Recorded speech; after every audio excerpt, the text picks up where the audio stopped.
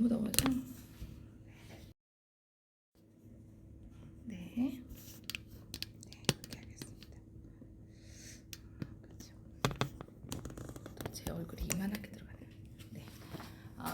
지금 일단은 제가 지금 밴드를 막 켰고요. 정관에서 예약하셨던 분들한테 이 링크가 나갔고 저희 학원도 이제 벌써 10명 들어오셨네요. 안녕하십니까. 고풍 2000 중계관이고요. 저는 오늘 오전에는 중학교 3학년 대상으로 이제 고등학교에 대한 특목고에 대한 얘기를 할 거고요. 그 다음에 저녁 때는 고3 대상으로 대입에 대한 얘기를 할 겁니다. 오전에는 제가 중3 어머니들한테만 문자를 보냈고 온라인으로 들으시는 분들도 계신 거로 알고 있습니다. 지금 현재 14분 들어와 계십니다.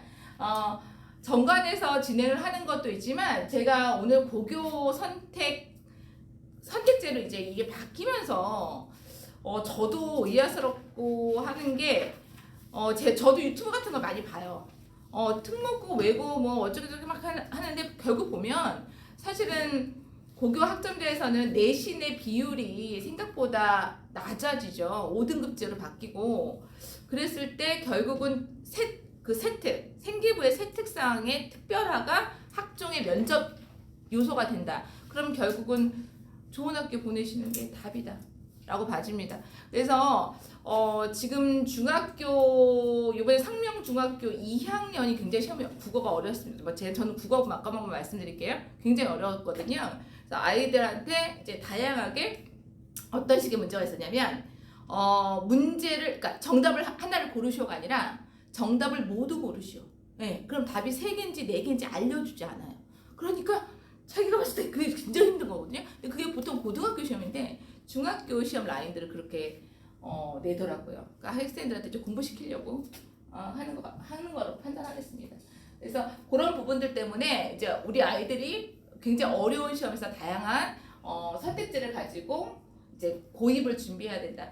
고등학교 굉장히 선택 중요합니다. 저희 학원에서 안녕하십니까? 저희 학원에서 사실은 선덕 많이 보내기로 유명하죠. 제가 선덕하고 지금 몇 년째 선덕했는데 작년에 저희 학원에서 선덕 고등학교를 통해서 고3짜리들을 정시까지 해서 서울대 6명 갔습니다. 이 학원에 고3이 몇 명이나 된다고 그 학원에서 6명이 서울대를 가더라고요. 근데 걔네들이 다 선덕 고등학교 학생들이었습니다. 그래서 어머니들 특히 남학생들은 분위기 좋은 데 가서 남들이 공부하는 꼴을 봐야 나도 공부할 것 같아요. 그래서 남학생들을 좀 선덕 보내셨으면 좋겠다는 생각이 들고 여학생들은 뭐 자기 스스로 많이 알아서 하니까 가까운 학교 보내시는 게 정답일 것 같습니다. 그래서 그런 선택사항들도 진행할 거고요. 여학생들 같은 경우 외고도 많이 생각했어요. 서울 외고 어머니들이 혹시라도 요 서울 외고 뭐 미달이라고 작년에 뭐 그랬는데 뭐 이렇게 말씀하시는 분 계세요. 작년에 중국어학과 1명 정도가 미달이 되었습니다. 그래서 다 붙었는데 또 그걸 믿기로 해서 이 동네 이제 영어 학원에서 뭐 미달이니까 그냥 너도 가고 나도 다 갔어요. 어머니 쓰세요. 뭐 이렇게 하시는 분들 계신데 사실은 그렇지 않습니다. 그거 작년에 운 좋았던 거고요. 올해는 또 지켜봐야 되는 상황이에요. 이 동네에서는 그래도 그러니까 서울 외고가 입결이 제일 좋습니다. 어머니들이 뭐 서울대 몇 명 못 갔잖아요 라고 말씀하시는데 일반고도 더 못 갔어요. 네, 그래서 서울 외고가 그래도 서성환이 중경외시까지 해서 많이 대학을 가니까 그 부분도 어머니들 알고 계셨으면 좋겠고요. 정관에서는 사실은 서울외고가 뭔지 모르시는데 제가 일단 중계동 거로 말씀을 드렸습니다. 이순철 소장님 지금부터 나오실 거고요. 지금 현재 시간은 11시 4분입니다. 이순철 소장님께서 1시간 10분 정도 진행하실 거고요. 오늘 전반적인 전체 설명에는 2시간 정도 진행하겠습니다. 중학교 3학년 학생들 대상으로 오늘 지금 중등부 대상으로 진행합니다. 이순철 소장님 들어오세요. 네. 중간중간에 어머니들 들어오시면 네. 제가 모시겠습니다. 네. 우리 아이들 학생들 중3 네. 좋은 대학 보내주시죠. 네, 감사합니다. 고맙습니다. 네. 안녕하세요. 반갑습니다. 안녕하세요. 네. 어머니 그쪽에 앉으시면 이게 잘 안 보이실 수 있는데. 네.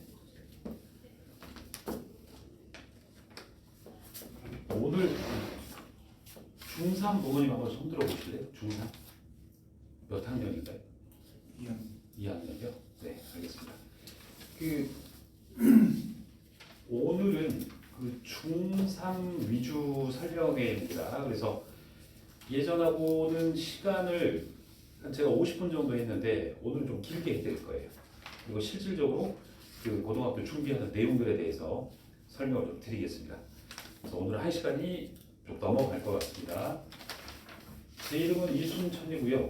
여러 가지 활동들을 하고 있습니다. 이거는 혹시 안내지 보시면 나와 있으니까 참고해 주시면 될 것 같고요. 이제 바로 넘어가서 대입제도 부분 먼저 설명을 드리겠는데, 이 부분에 대해서는 부모님들 그 혹시 동영상이라든가 예전 설명회 들으신 적 있으신가요? 네, 그때 들으셨으면은 아마 아실 수 있을 건데 잠깐 요약을 해드리면 이렇게 됩니다. 이 표에 노출되시면 안 된다라고 말씀을 드렸어요. 이 표라는 게 어떤 거냐면 수시 모집으로 들어가는 게 편할 것 같다. 그 다음에 교과 전형 비율이 높으니까 내신 성적 위주의 학습을 해야 되겠다라고 생각을 하실 건데, 그러면 안 된다고 말씀을 드렸죠. 왜 그러냐면 어머님 아이들의 목표는 전국 평균적인 대학이 아니라 여기 이 안에 있는 대학 가는 거를 원하시잖아요. 그죠? 인서울 대학이 아니라 16개 대학이라고 얘기합니다. 교육부에서는. 이 대학은 파란색 그래프가 아니라 빨간색 그래프다. 그래서 어머님 아이들은 어찌됐든 수시 종합전형을 더 많이 쓰게 될 것이다. 대학 원서 6개를 쓰게 되면 적어도 4개 정도는 종합전형을 쓰게 될 건데, 지금 아이들의 공부는 여기에 맞춰져 있기 때문에 문제가 생길 수 있다 라는 점을 말씀을 드렸습니다. 그래서 어머님 아이들은 종합전형에 대한 대비가 중3까지 맞춰야지만이 고등학교 가서 풀어서 사용할 수 있다 라는 얘기였습니다. 그리고 이제 또 하나의 설명은 뭐였냐면, 우리 아이는 전교 1등이니까 교과 전형으로 가야 되겠다 라는 착각은 완전히 버리셔야 된다 그랬죠. 왜냐면 그때는 몇 등급제예요? 9등급제인데 어머님 아이들은 5등급제잖아요. 그러니까 3이 1등급이 몇 %예요? 10%. 2등급은 34%. 3등급은 66%. 범위 자체가 어마어마하게 넓어버려요. 그러니까 지금도 어떻게 하냐면 전교 1, 2등 하는 애들끼리 교과 전형을 경쟁해도 인서울 16개 대학에서 무려 6개 대학이 교과 전형인데도 내신 성적과 비교과를 같이 봤단 말이에요. 지금도. 근데 어머님 아이들은 5등급제예요. 무려 동점자가 10%가 생겨버려요. 1등급이어도. 그렇기 때문에 이렇게 보시면 됩니다. 종합전형뿐만 아니라 교과전형에서도 1차가 내신만 보는 게 아니다. 학교 생활기록부 전체를 판단해서 평가를 하게 되고, 그 다음에 2단계에서 면접인데 어머님 아이들 때는 면접이 훨씬 더 강화될 거다라고 말씀을 드렸습니다. 왜 그러냐면 어머님 아이들 때는 수능이 매우 쉬워져 버리는 수능이, 수학도 자연계 수학이 아니라 인문계 수학 수준으로 나와버리고, 과학도 사회도 고1 수준으로 이게 바뀌어버렸어요. 그러니까 수능이 고3 수능이 아니라 고1 레벨 수능으로 바뀌어버렸다. 그래서 얘 변별력이 없으니까 면접이 훨씬 더 강화된다. 지금도 중경외시, 중앙대, 경희대급 이상은 면접이 기본 면접이 아니라 재시급 면접, 수학, 과학 지문을 준다는 말이에요. 3문제씩. 그렇게 해서 면접을 뽑고 있습니다. 지금도. 그러니까 어머님 아이들 때는 이게 훨씬 더 강화될 거다. 그런데 여기서 문제가 하나 생긴다고 말씀을 드렸죠. 어떤 문제냐면 아이들이 이걸 모르고 고등학교를 간다는 거죠. 정작 고1 3월에 계약을 하면 어머님 아이들이 관리해야 될 거는 교과, 비교과를 나눠서 여기를 관리해야 되는데, 아이들의 문제는 초등학교 6년, 중학교 3년, 무려 9년간을 얘만 신경 쓰고 살았다는 얘기죠. 그러니까 고1 들어가서 이건 뭐야 도대체? 이 애를 구경한 아이들이 본 적도 없는 아이들이 태반이거든요. 그 도대체 어떻게 할 거냐? 얘는 뭐냐 도대체? 얘는 어떻게 하는 거냐? 알 수가 없다는 거죠. 그렇게 하고 고1에 들어갔더니 아무 생각 없이 시험 공부만 하다가 1년 뒤에 생활기록부를 받아봤더니 나는 학생부로 가기는 틀렸네. 이제 수능 준비나 해야 될까라고 했는데 수능 개편이 돼버렸죠. 그러니까 어머님 아이들이 정시로 가기에도 무리가 생겨버려요. 왜 그런지는 이따 설명드리겠습니다. 자, 그럼 이제 이렇게 하시라고 말씀을 드렸죠. 우리의 교과 능력을 향상시키겠다라고 하면 관리 항목이 세 가지라고 외워야 되신다고 제가 항상 강조를 드렸습니다. 지필, 수행, 세트 세 가지입니다. 그러니까 어머님 아이들이 지금 다니고 있는 학원이 교과 전문 학원이 아니에요. 어머님 아이들이 다니고 있는 학원을 교과 전문 학원이라고 하려면 그 학원에서는 지필도 준비해주고 수행평가도 준비해주고 세특이라고 기재되는 마지막까지도 잡아주는 게 교과 전문 학원입니다. 그런데 어머님 아이들이 지금 지필 전문 학원을 대부분 다니고 있을 거란 말이에요. 고등학교 가서 이 두 가지가 취약해지는 거죠. 그러니까 이거에 대한 대비를 진행을 해야 되겠죠. 그 다음에 이제 비교과 관리에서는 출결 수상 경력 쭉 나와 있는데 이제 중요 포인트가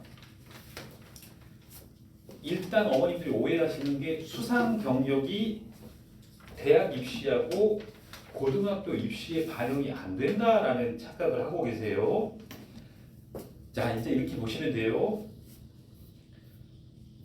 수상 경력은 1차 서류를 집어 넣을 때 대학교나 특목자사고나 이 서류를 집어 넣을 때는 가려져서 들어갑니다. 출력이 안 돼요.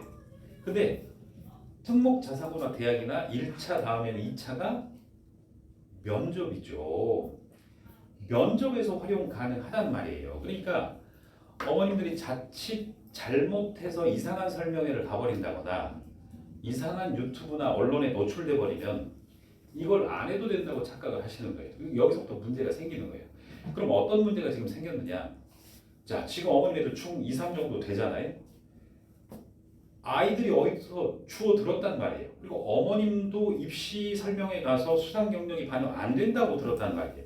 그러니까 어머님 아이들 중에 교내외 대회나 공모전 활동 같은 거를 중 1, 2, 3 때 확인하면서 지속적으로 출전시키면서 지금까지 관리해왔냐는 얘기예요. 안 했을 거란 말이에요. 그럼 고등학교 1학년 가서 애가 어떻게 되죠? 토론대회, 논술대회, 발표대회, 학술제 등등이 고등학교는 쫙 깔리는데 선덕만 해도, 영심여고만 해도, 대진고만 해도, 재연만, 서라벌만 해도 대회가 어마어마하거든요. 어떻게 하냐고요? 경험이 없는데. 그러니까 이 잘못된 정보에 노출되면 이렇게 무섭게 돼버린 겁니다. 그 다음에 이제 자율활동인데 또 문제가 생기죠. 입학사정관이 여기서 어머님 생기부가 어머님 애들 생활기록부가 딱 접수가 되면 뭐부터 보여요? 모르세요? 요거부터 보여요. 출결. 어머님 애들 출신 중학교, 고등학교 인적사항 안 보여요. 집 주소도 안 보여요. 가려져서 들어와요. 딱 1번이 보이는 게 요거예요. 그럼 2번이 뭐냐? 자율활동이에요. 출결은 거의 개근이잖아요. 해봤자 질병, 지각결석 몇 번 있죠. 이거 다 동점이에요. 동점. 갈리는 게 이 자율활동부터예요. 근데 이제 보세요. 자율활동 뭐 기재되는지 아시는 분? 자율활동이 뭘 평가하는 줄 아시는 분? 어머님 아이가 어떻게 노력해야 되는 건지 알고 있는 학생? 손들라 그러면 아무도 모릅니다. 자, 여기 첫 번째로 입학사정원이 딱 보는 순간 뭘 보느냐? 제일 상단에 적히는 게 바로 임원이에요. 임원. 학급 반장, 부반장이 첫 줄에 눈에 딱 들어가게 되어 있습니다. 자, 그럼 반장, 부반장이 중요한가요? 엄청 중요하죠. 왜냐하면 학교 선생님이 아무리 얘가 리더십, 교우관계, 친화력이 있다고 백날, 천날 수백 자를 써줘 봤자 여기에 임원 경력이 안 붙어 들어가면 입학사정관이 누가 믿어요? 선생님이 안 써준다 해도 여기 딱 보는 순간 리더십, 교우관계, 친화력을 다 평가할 수 있거든요. 그러면 이제 문제가 생기죠. 아이들한테 과연 임원의 중요성을 얘기했는가? 방금 제가 말한 것처럼 제가 말한 것처럼 어머니가 어머님 아이들한테 얘기를 했다면 설득이 될 겁니다. 그럼 설득이 됐다 했을 때 아이가 나갈 만한 자신감이 있는가? 아이가 나가려면 어떻게 나가야 돼? 연설문 있어야 되죠. 그 다음에 요즘은 어머님들 아세요? 트렌드? 국회의원 선거하듯이 연설문만 제가 앞으로 반장이 돼서 어떻게 바늘 이끌고 그러면 돌 맞아요. 요즘은 애들이 퍼포먼스가 같이 따라가요. 춤추는 애들 자기 머리에 1.5리터 물을 붓고 불쌍한 표정으로 한 번만 찍어달라고 읍소하는 애들, 칠판에 낙서하고 뭐 하는 애들, 뭐 별의별 퍼포먼스가 다 나옵니다. 어머님이 적어도 자신감이 부족한 아이들에게 이걸 심어주려면 연설문, 퍼포먼스, 선거운동원 5명, 조직원, 추천해줄 애들, 바람잡이 애들, 떡볶이 사주고 뭐 카페 데려가고 해줘야 되겠죠. 그렇게 했을 때 나가라고 하면 나가겠죠. 부반장이 되더라도 떨어지더라도 2학기 때 나가겠죠. 그러니까 이게 방금 제가 예시를 들어드린 겁니다. 이 자율활동이 500자인데 500자가 아니에요. 실제로 꾹꾹 밟아 넣으면 600에서 680자가 들어가요. 학교에서는 500자라 그럴 건데 그렇지 않아요. 600자가 넘어가요. 그 600자 첫째 줄에 임원, 그럼 둘째 줄에 뭘 넣어야 돼요? 셋째 줄에는. 요런 걸 알아야 된다는 얘기죠. 그 다음에 이제 동아리 활동인데 이제 문제가 또 심각해지죠. 어머님 아이들은 동아리를 들어가려면 2가지가 돼 있어야 되죠.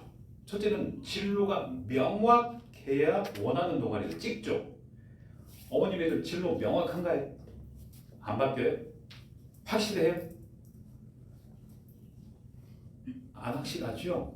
자, 그 다음에 2번째, 확실하다고 쳐요. 근데 중학교 동아리는 뭘로 뽑죠? 공정한 시스템인 가위바위보나 선착순을 해버리죠. 그러니까 애들이 꿈은 판사인데 필라테스를 하고 있거나 꿈은 약사인데 농구부에 들어가 있거나 이상한 걸 하고 있죠. 어머니들이 3년간 그렇게 동아리 활동을 배운단 말이에요. 동아리 활동의 목적이 뭐냐? 첫 번째 평가는 협업입니다. 협업을 평가하는 게 동아리예요. 그럼 협업을 어떻게 하죠? 이 동아리에서 아이가 주제를 선정하고 팀을 만들고 팀끼리 업무 분담을 해서 뭔가를 만들어내는 활동을 중학교 3년간 지도교사는 시킨 후에 고등학교를 보냈어야 돼요. 이게 돼 있냐는 얘기죠. 부족하다는 얘기예요. 그러니까 지금 얘기하자면 한도 끝도 없어요. 자, 그 다음에 이제 봉사활동은 어떻게 되느냐. 또 개인 봉사활동이 생긴 후에 안 들어간다고 누가 얘기를 했을 거예요. 근데 개인 봉사활동이 반영되지는 않으나 면접 때 어떻게 할 건데요? 특히 메디컬 계열, 의학학, 생명 분야 학생들 또 요즘 뭐 상경계열이라 그러면 윤리, 기업윤리 많이 찾는데 공동체를 위해 배려와 나눔을 실천한 사례를 얘기하세요 라고 했을 때 학교 환경정화 봉사만 있으면 어떻게 하는 얘기죠. 문제가 심각해지죠. 자, 이것도 마찬가지입니다. 면접에서 심각한 문제가 생깁니다. 그런데 특목자사고는 더해요. 왜 그러냐면 특목자사고는 이 인성 관련 부분을 쓴 항목 자체가 따로 존재하기 때문에 여기도 지도를 해줘야 됩니다. 독서 활동은 입시에 반영이 돼요, 안 돼요? 돼요? 돼요? 대학 입시에서는 얘가 가려져서 들어갑니다. 근데 특목자사고 입시에는 결정적 영향을 미칩니다. 매우 결정적입니다. 독서 활동이. 왜 그러느냐? 생활기록부를 딱 봤을 때 첫 번째 책의 권수를 보면 어머님 독서 활동은 1년씩 기재예요? 한 학기씩 기재예요? 한 학기씩 기재를 해요. 그러니까 입학사정관이 봤을 때 1학년 1학기 한 10대권, 2학기 10대권 쭉 해서 6학기 권수가 일정 비율로 여러 균형 있게 과목별로 독서가 쭉 나열되어 있으면 입학사정관은 첫째 얘가 계획성이 있구나. 그 다음에 독서를 정말 체계적으로 했구나. 그 다음에 교양이 충분하구나를 파악을 하겠죠. 일단 권수로만 보면. 두 번째는 책의 수준을 봅니다. 솔직하게 말씀을 드리면 과학고 준비하는 친구들은 중2 때부터는 전공 도서가 원서로 들어갑니다. 그러니까 전기화학 책, 영어 원서 제목으로 들어갑니다. 과학 분야에.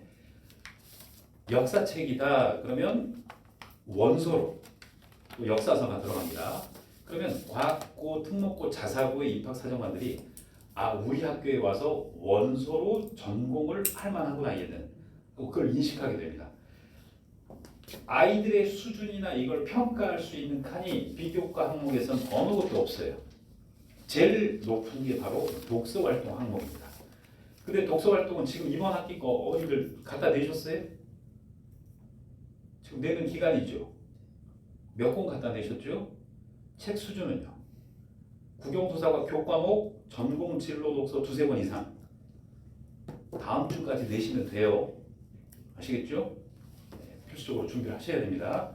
자, 그렇게 등등 해서 이렇게 11가지 관리 항목들이 있는데 노력을 해줘야 되는 거고요.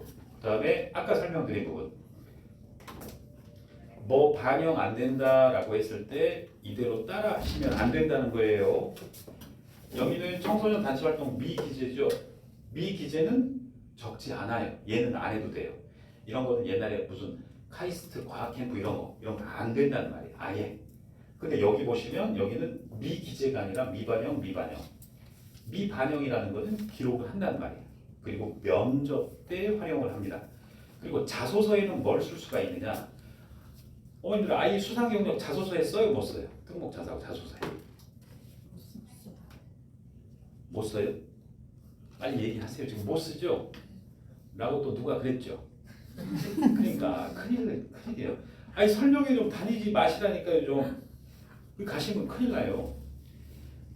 자소서 금지 규정을 보시면 교내외 수상 실적 금지라고 써져 있겠죠? 대회 참가 활동이에요, 수상 실적이에요? 못 쓰는 게. 대상을 받았는지 장려상을 받았는지 꼴등을 했는지 실적은 못 쓰는 거고 참가하고 부딪히고 떨어지고 어려웠던 과정을 극복해내는 과정을 쓰는 말이에요. 그러니까 그 해석을 잘 보셔야 되는 거예요. 그래서 나가 달라. 자, 그런데 중요한 건 교내외 대회 다 활동 내역은 쓸 수가 있어요. 그러면 진로와 관련해서 외교부에서 한 활동에 노력했다. 얼마나 좋아요. 과학기술부의 활동에 노력을 했다. 그러니까 가만히 손놓고 있는 게 아니라 그런 부분들을 활용을 해 주셔야 되는 부분입니다. 자, 그래서 이 학교생활기록부가 들어가면 어머님 아이들은 이렇게 체크를 하죠. 공부를 얼마나 잘하는지. 그러면 학업 역량은 뭐를 체크하느냐? 기억나시죠? 지필 수행을 묶은 내신 등급, 또 중학교 성취도, 하고 세특을 보는 거예요. 세특. 그걸 묶어서 학업 역량을 평가합니다. 자, 왜 세특이 중요하다고 말씀드렸죠? 내신 동점자가 워낙 많으니까 그래요. 어머님들 그 영어, 국어, 사회나 수학과 A 등급 모여봐 하면 얼마나 많이 모일 것 같으세요? 중학교 A 맞은 애들 모여봐라고 하면 온 천지가 A 애들이에요. 그러니까 얘 평가를 내신으로 할 수가 없다고요. 그래서 세특을 본다고요. 세특은 이따 보여드릴게요. 그 다음에 이제 전공적 합성인데 전공적 합성은 중1 때부터 중3 때까지 고1 때부터 고3 때까지 정확한 진로 목표를 가지고 흔들림 없이 가는 아이들을 선호하겠죠. 왜 그렇겠어요? 얘가 1학년 때 진로가 연예인이었다가 2학년 때 의사였다가 3학년 때 외교관이라고 하고 외고에 서류를 넣은 애가 있는데 입학사정관이 얘가 진짜 외고 스타일인가? 아니면 자퇴하거나 어디 전학 가버리는 건 아닐까? 특목고에서 떠는 게 한 학기 끝나면 대여섯 명이 없어지잖아요. 아시죠? 1년 지나면 열대 명이 없어져요. 그리고 2학년 때 일반고에서 편입학을 받는단 말이에요. 그러니까 특목자사고가 제일 짜증나는 게 뭐냐면 뽑아놓고 났더니 없어져 버리는 애들이거든요. 성적 좀 안 나왔다고 없어지는 애들. 대학도 마찬가지입니다. 쟤 한 학기 다니다가 없어졌어요. 재수한다고. 교수님들 돌아버리는 거죠. 무척 많이 봅니다. 어머니들이 특목자사고 설명회를 제가 웬만하면 다니시지 말라고 하는 게 거기 가면은요. 잘 안 나와요. 예. 네. 거기 가면은요. 특목자사고 설명회 가면 강사가 어머니들 꼭 이 질문을 하세요. 우리 애가 진로가 없어서 왔다 갔다 진로가 있는데 괜찮나요? 물어보면 그 학교 쪽 설명회 관계자는 뭐라고 얘기를 하겠어요? 괜찮습니다. 지원하세요. 학교 설명회 관계자는 다 됩니다. 걱정 말고 지원하세요. 경쟁률을 높이는 게 설명회 강사예요. 학교 측 설명회 강사. 근데 어머님들 입학사정관일 때 진로가 왔다 갔다 한 애를 뽑겠냐? 뽑긴 뽑는데 감점 요소가 있겠죠. 좋은 점수는 아니겠죠. 그 다음에 발전 가능성에 대해 아까 말씀드렸죠. 아이의 자소서를 봤더니 학교의 기본 활동 말고도 적극적으로 활동에 임하고 여러 군데 뭐 대회 같은 거, 공모전, 외부 활동, 교육청, 교육부 활동 등등을 쫓아다니면서 했다. 아주 높이 평가를 하죠. 이 친구 같은 경우는 수동적인 게 아니라 특목 자사고 왔어도 뭔가 선생님이 하나를 던져놓으면 더 할 것 같다라는 얘기죠. 특목 자사고에서 제일 많이 무려 서울외고는 50%의 점수가 여기서 또 반영이 되죠. 인성입니다. 특목 자사고가 제일 불안해하는 게 뭐라고요? 학생들이 이탈이라고 그랬죠. 왕따 있고 기숙사 생활 견디지를 못하고 단체 생활 안 되고 성적 좀 떨어졌다고 시기 질투하고 이래버리면 학교가 아주 망해버립니다. 그러니까 인성평가를 굉장히 많이 하게 되겠죠. 그래서 학전발인 이 네 가지 평가 요소는 우리나라 대학, 우리나라 특목 자사고, 미국, 일본, OECD 거의 모든 선진국이 바로 이 네 가지로 인재 평가를 하고 있습니다.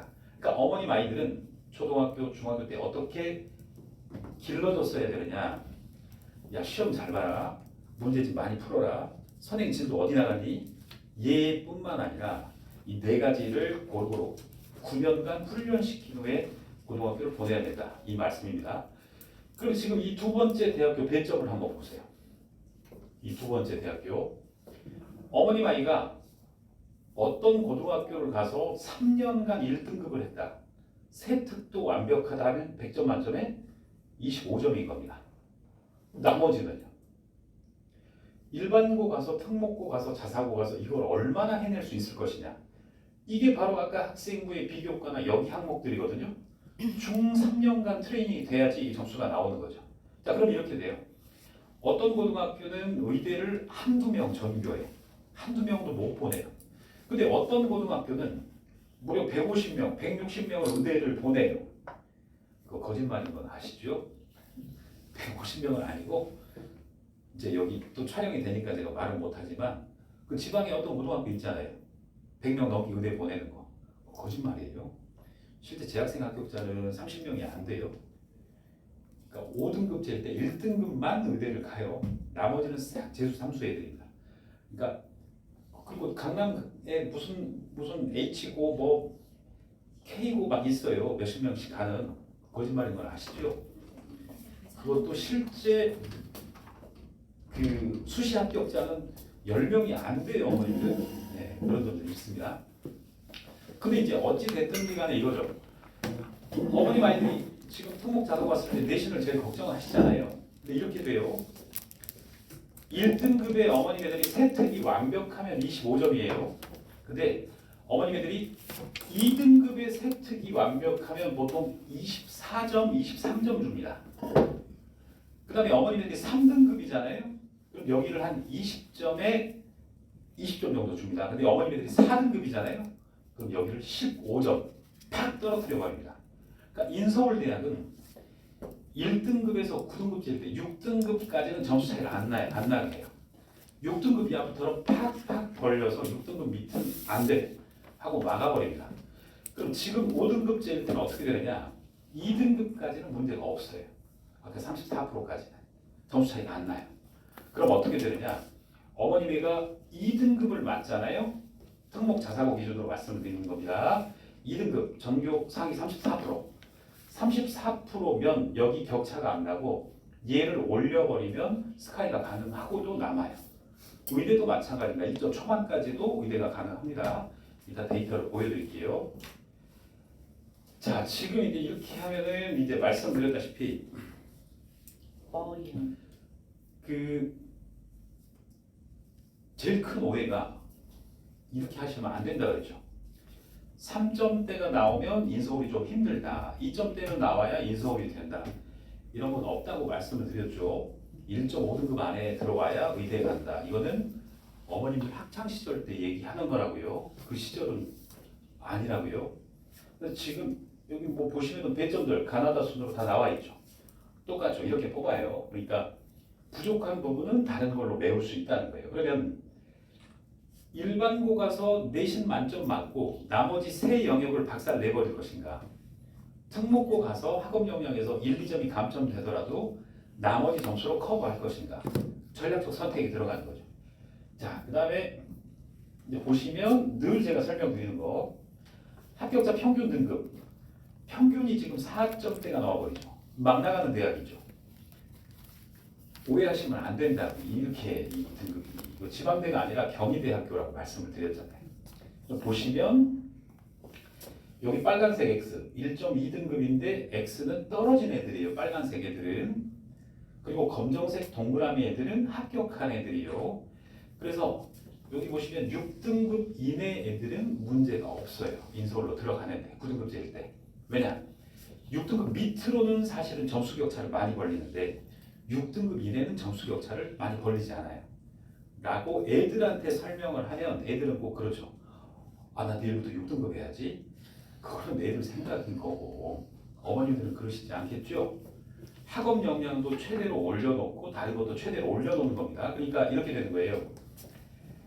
지금 보면 여기 검정색 동그라미로 합격한 애들, 5, 6등급으로 합격한 애들 점수가 학업 역량은 빠졌지만 나머지는 만점 가까이에서 올려치기 한 애들이잖아요. 합격한 애들. 그 다음에 여기 내신은 좋은 애들인데 나머지 점수가 안 되는 애들 빨간색 애들 다 떨어지잖아요. 그러니까 점수대가 이렇게 형성이 되는 겁니다. 그 다음에 이제 뭐 오늘 중등 어머님들과 오늘 저녁에 고3 설명회가 있어서 고3들은 제가 이걸 자세히 설명해 주는데 아무튼 대학 이렇게 뽑는다는 거 알아두세요. 그럼 6등급이면 5등급제 몇 등급이냐? 3등급인 거예요, 사실은. 근데 제가 지금 보수적으로 설명드린 거예요. 인서울 하려면 2등급에 들어가십시오. 2등급 안에 들면 스카이 들어갑니다는 보수적으로 설명드린 거고 사실은 3등급까지도 인서울 가능해요.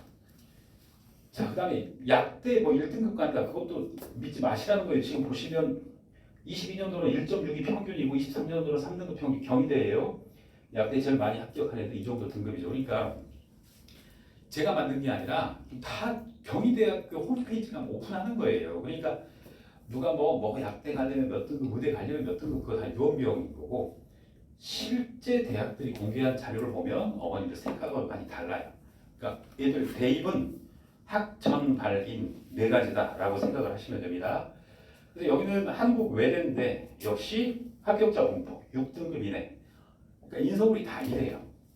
그럼 지금 중경 외시만 그런 거 아니냐라고 또 오해하실 수 있는데 안 나왔네. 한양대도 그렇고 서강대도 그렇고 다 마찬가지입니다. 그럼 여기 보시면 특목고만 그런 거 아니냐. 여기 일반고 등록자 6등급 이내죠. 자사고 등록자 7등급 이내, 특목고 등록자 뭐 이렇게 학교별로도 합격자를 발표를 하는데 다 6등급이라고 그냥 보시면 돼요. 여기는 서울시립대학교예요. 그러니까 다 이렇게 모양이 생겼습니다. 자, 여기까지가 대학 입시고 이제 어머님들이 중요하게 생각을 해야 될 거. 어머님 아이들은 고교 학점제에 직격을 맞는 사항인데 어머님들 고교 학점제가 좋아요, 안 좋아요? 안 좋아요? 제 눈치를 보지 마시고 어머님들 이제 설명에 한 30분 들으시더니 눈치가 많이 늘으셨거든요. 고교 학점제는 좋은 거예요. 우리나라가 만든 게 아니에요. OECD 국가들에서 모여서 20년 전에 협의해서 만든 거예요. 저도 20대 후반에 거기에 참여해서 저도 이 기획서 작업을 다 했거든요. 같이 토론회도 하고 우리나라 거 정책 다 갖고 가서 다 버무려서 만든 거예요. 왜 이걸 만들어내는 어머님 생년월일 몇으로 시작해요? 7로 시작해요? 8로 시작해요? 네? 거짓말하지 마시고요. 외모는 8이신데 농담이고요. 네, 아무튼 7로 생각을 할게요. 어머님들 동갑이 몇 명이에요? 7자로 시작. 80만 명, 100만 명이에요. 동갑이 한 반에 50명씩. 저는 한 반에 초등학교 때 67명 있었거든요. 그리고 이제 겨울에도 에어컨이 뭐예요? 난로요? 어머님 젊으시네. 저는 장작됐죠. 아침에 장작 당번이 양동이 갖고 가면 학교에서 배급 해주잖아요. 장작을 갖고 가서 이렇게 넣고. 저는 이제 67명 있었고 초등학교가 3,000 몇백 명 있었고 주간반, 야간반 있었는데 한 반에 67명 초등학생들이면 토론식이 돼요? 체벌 안 하면 돼요? 완전 군대식이죠 초등학생인데. 근데도 인간이 하도 많으니까 거기서 1%만 그 뭔가 인재가 나와도 우리나라를 끌고 가는데 지금 애들은 몇 명 태어나요? 14만 명, 13만 명 이렇게 나와요. 그 다음에 그 6자로 시작하는 연생들은 100만 명, 5자로 시작하는 사람 120만 명 동갑이거든요. 그러니까 우리나라가 한 해 100만 명씩 없어져요. 그 시대보다. 그럼 이제 어떻게 돼요? 국가 교육이 뭐냐면 OECD 국가가 겪고 있는 게 다른 나라도 마찬가지예요. 숫자가 이제 이만큼으로 쪼그라들어서 어떻게 해야 우리 인류가 먹고 사느냐. 중학교, 초등학교, 고등학교 때부터 옛 진로가 뭔가 적성을 막 파악을 시켜요. 빨리. 그래가지고 적성이 잡히는 애들 부모님들 대학 가서 배웠어야 될 학문을 중학생, 고등학생부터 막 박아 넣는 거예요. 그게 고교 학점제인 거예요. 우리나라만 그러는 게 아니라 다 먹고 살려고. 그래서 지금 보면 아이들 진로 적성에 따라서 선택하기 엄청나게 많은 과목 변화가 일어나죠. 여기 수학만 해도 13과목인데 사회과학만 해도 과목이 엄청 많죠. 엄청 많죠. 여기 플러스 이제 여기 교양도 더 있고 더 있고 더 있고 200개가 넘어요 과목이. 그럼 이제 어머님 애들은 어떻게 해야 되느냐. 중요한 게 학원을 보내는 게 문제가 아니라 지금 중2, 3이면 학원 원장 말을 들으실 게 아니라 또 다 듣고 있는데 큰일 났네. 이제 예를 들어 볼게요. 어머님 아이들 여기서 뭐 선택해야 되죠? 알고 계세요? 라고 하려면 진로가 있어야 되겠죠. 어머님 애가 생명 분야면 어떻게 해야 될 거예요? 대수 미적분 1, 확통 미적분 2, 기하 듣고 인공지능 수학 듣고 여기서 뭐 들을 건데요? 따로 있단 말이에요. 경영학과면요, 법률가면요, 외교관이면요, 그리고 국영수사과 교양에서 뭐 신청해야 되는데요? 자, 모르잖아요. 그래서 어머님들은 주로 누구한테 의존하냐면 학원 원장한테 의존하죠. 근데 마침 그 수학학원에 경제수학 선생님이 있을까요? 있어요? 확인해 보셨어요? 직무수학 선생님 있어요? 어머님 애들. 인공지능 수학 선생님은요? 수학과제탐구 선생님, 실용통계 선생님은요? 없을 거예요. 그럼 수학학원 원장님이 뭐라고 하시길 거예요? 우리 애는 이거 듣고 이거 듣고 이거 듣고 이거 듣고 마침 우리 학원에 기하 선생님이 있어요. 그럼 뭐 들으라고 그러겠어요? 그렇겠죠. 그럼 어머님 애들이 내 아이의 진로 적성과 들어야 될 과목을 선행으로 쭉 키워주는 게 아니라 애가 학원 맞춤이 돼버리는 거예요. 이 모든 과목들이. 그렇게 하시면 안 된다는 거예요. 그래서 이게 교육부가 아니라 서울시교육청이 딱 공표한 거예요. 제발 이거 학업 계획, 우리 애를 어떤 학원에 보내서 무슨 과목을 공부시켜야 하겠다라고 하기 전에 제발 아이 이거 특성을 잡아서 특성에 맞는 걸 찾아주세요. 이과면 이렇게, 이과면 이렇게 해주세요 라고 하는 게 교육청이 몇 년 전부터 외치고 있는 게 바로 고교 학점제입니다. 자, 그래서 어머님 아이들은 예를 들어서 경영학과를 가고 싶다라고 하면 이게 제가 쓰는 프로그램인데 쭉 나오고 서울 수도권 지방대 이런 학생 졸업진로 이런 것들을 가지고 아이가 공부를 해야 된다라는 얘기입니다. 자, 여기까지가 이제 고교 학점제 설명드렸고 지금 이거 어머님들 들어오셨는데 지금 막 서론이 막 길죠. 왜 그러냐면 방금 이 앞 얘기를 모르시면 여기 해봤자 이게 정리가 안 돼요. 자, 이제 여기를 얘기를 해드릴게요. 일반고 보내실 예정이 손 들어보세요. 좋죠, 일반고. 그죠? 자, 그 다음에 특목 자사고 생각하고 계시는 분. 나머지 분들은요. 오늘 듣고 해야지 이거예요? 중도예요, 뭐예요? 자, 그래요. 듣고 한번 해보세요. 일반고 선택 어떻게 하세요? 라고 하면 제가 알려드릴게요. 이제 어머님들 어떻게 대답하실지. 첫째, 분위기 좋은 데 찾죠. 카페 찾아요, 고등학교 찾아요. 근데 고등학교를 카페 찾듯이 분위기 좋은 학교로 가야 돼요. 분위기 좋은 학교가 어머님들 생각에 분위기 좋은 학교가 어떤 학교예요? 잡아 죽이는 학교죠. 그건 어머니 입장이고 애들 입장에서는 황당한 일이죠. 애들은 분위기가 안 좋은 학교라고 인식을 하겠죠. 그 다음에 어머님들 또 일반고 어느 학교 보내실래요? 분위기 좋은 학교, 대입 실적이 좋은 학교. 실적이 좋으면 뭐 하겠어요? 내 자식이 못 가면 그만인데. 그다음에 그 학교 도서 했을 때 서울대 간 애들이 학교 선생님 믿고 잘했겠어요? 몰래 어디 가서 다른 거 했겠어요? 모르잖아요. 근데 그 학교 보내면 다 잘 가요? 그다음에 제일 합리적인 분, 집 가까운데요. 차라리 그게 나올 수 있죠. 집 왔다 갔다 가까우면 더 좋을 수도 있죠. 주로 세 개 중에서 선택을 하실 거란 말이에요. 그다음에 특목 자사고는 왜 선택을 하죠? 좋다 하니까요. 여기보다 아까 세 가지가 더 두 가지가 충족돼서 갈 수도 있죠. 근데 그렇게 고르시는 게 아니라 이제 이렇게 고르셔야 되는 거예요. 아까 아이가 진로가 어떤 게 있으면 과목을 선택해야 되죠. 어머니가 서울외고를 갔어요. 근데 희망 과목이 없으면 어떡하죠? 예를 들어서 예체능 하는 미대를 준비를 해요. 근데 미대면 일반고보다 외고가 나을 거 아니에요? 그 외고를 갔는데 미대 애들은 기하가 있어야 된단 말이에요. 외고에 기하가 없단 말이에요. 안 보내야죠 그러면 서울외고는. 근데 대일외고는 있단 말이에요. 대일외고를 보내면 돼요. 얘가 공부를 못 따라가는데요. 못 따라가 봤자 2달 3등급 안에는 들어가요. 이런 식으로 고른 거예요. 설학월을 보냈는데 설학월에 갔더니 이과 애들이 많이 있어요. 우리 애는 상경계열이고 설학월이 분위기 좋으니까 거기 보내야지가 아니라 문이과냐에 따라서 내신을 이익 보냐 손해 보냐가 또 다르단 말이에요. 그러니까 그걸 보고 보내셔야지 남들이 좋다 해서 가면 안 되는 거예요.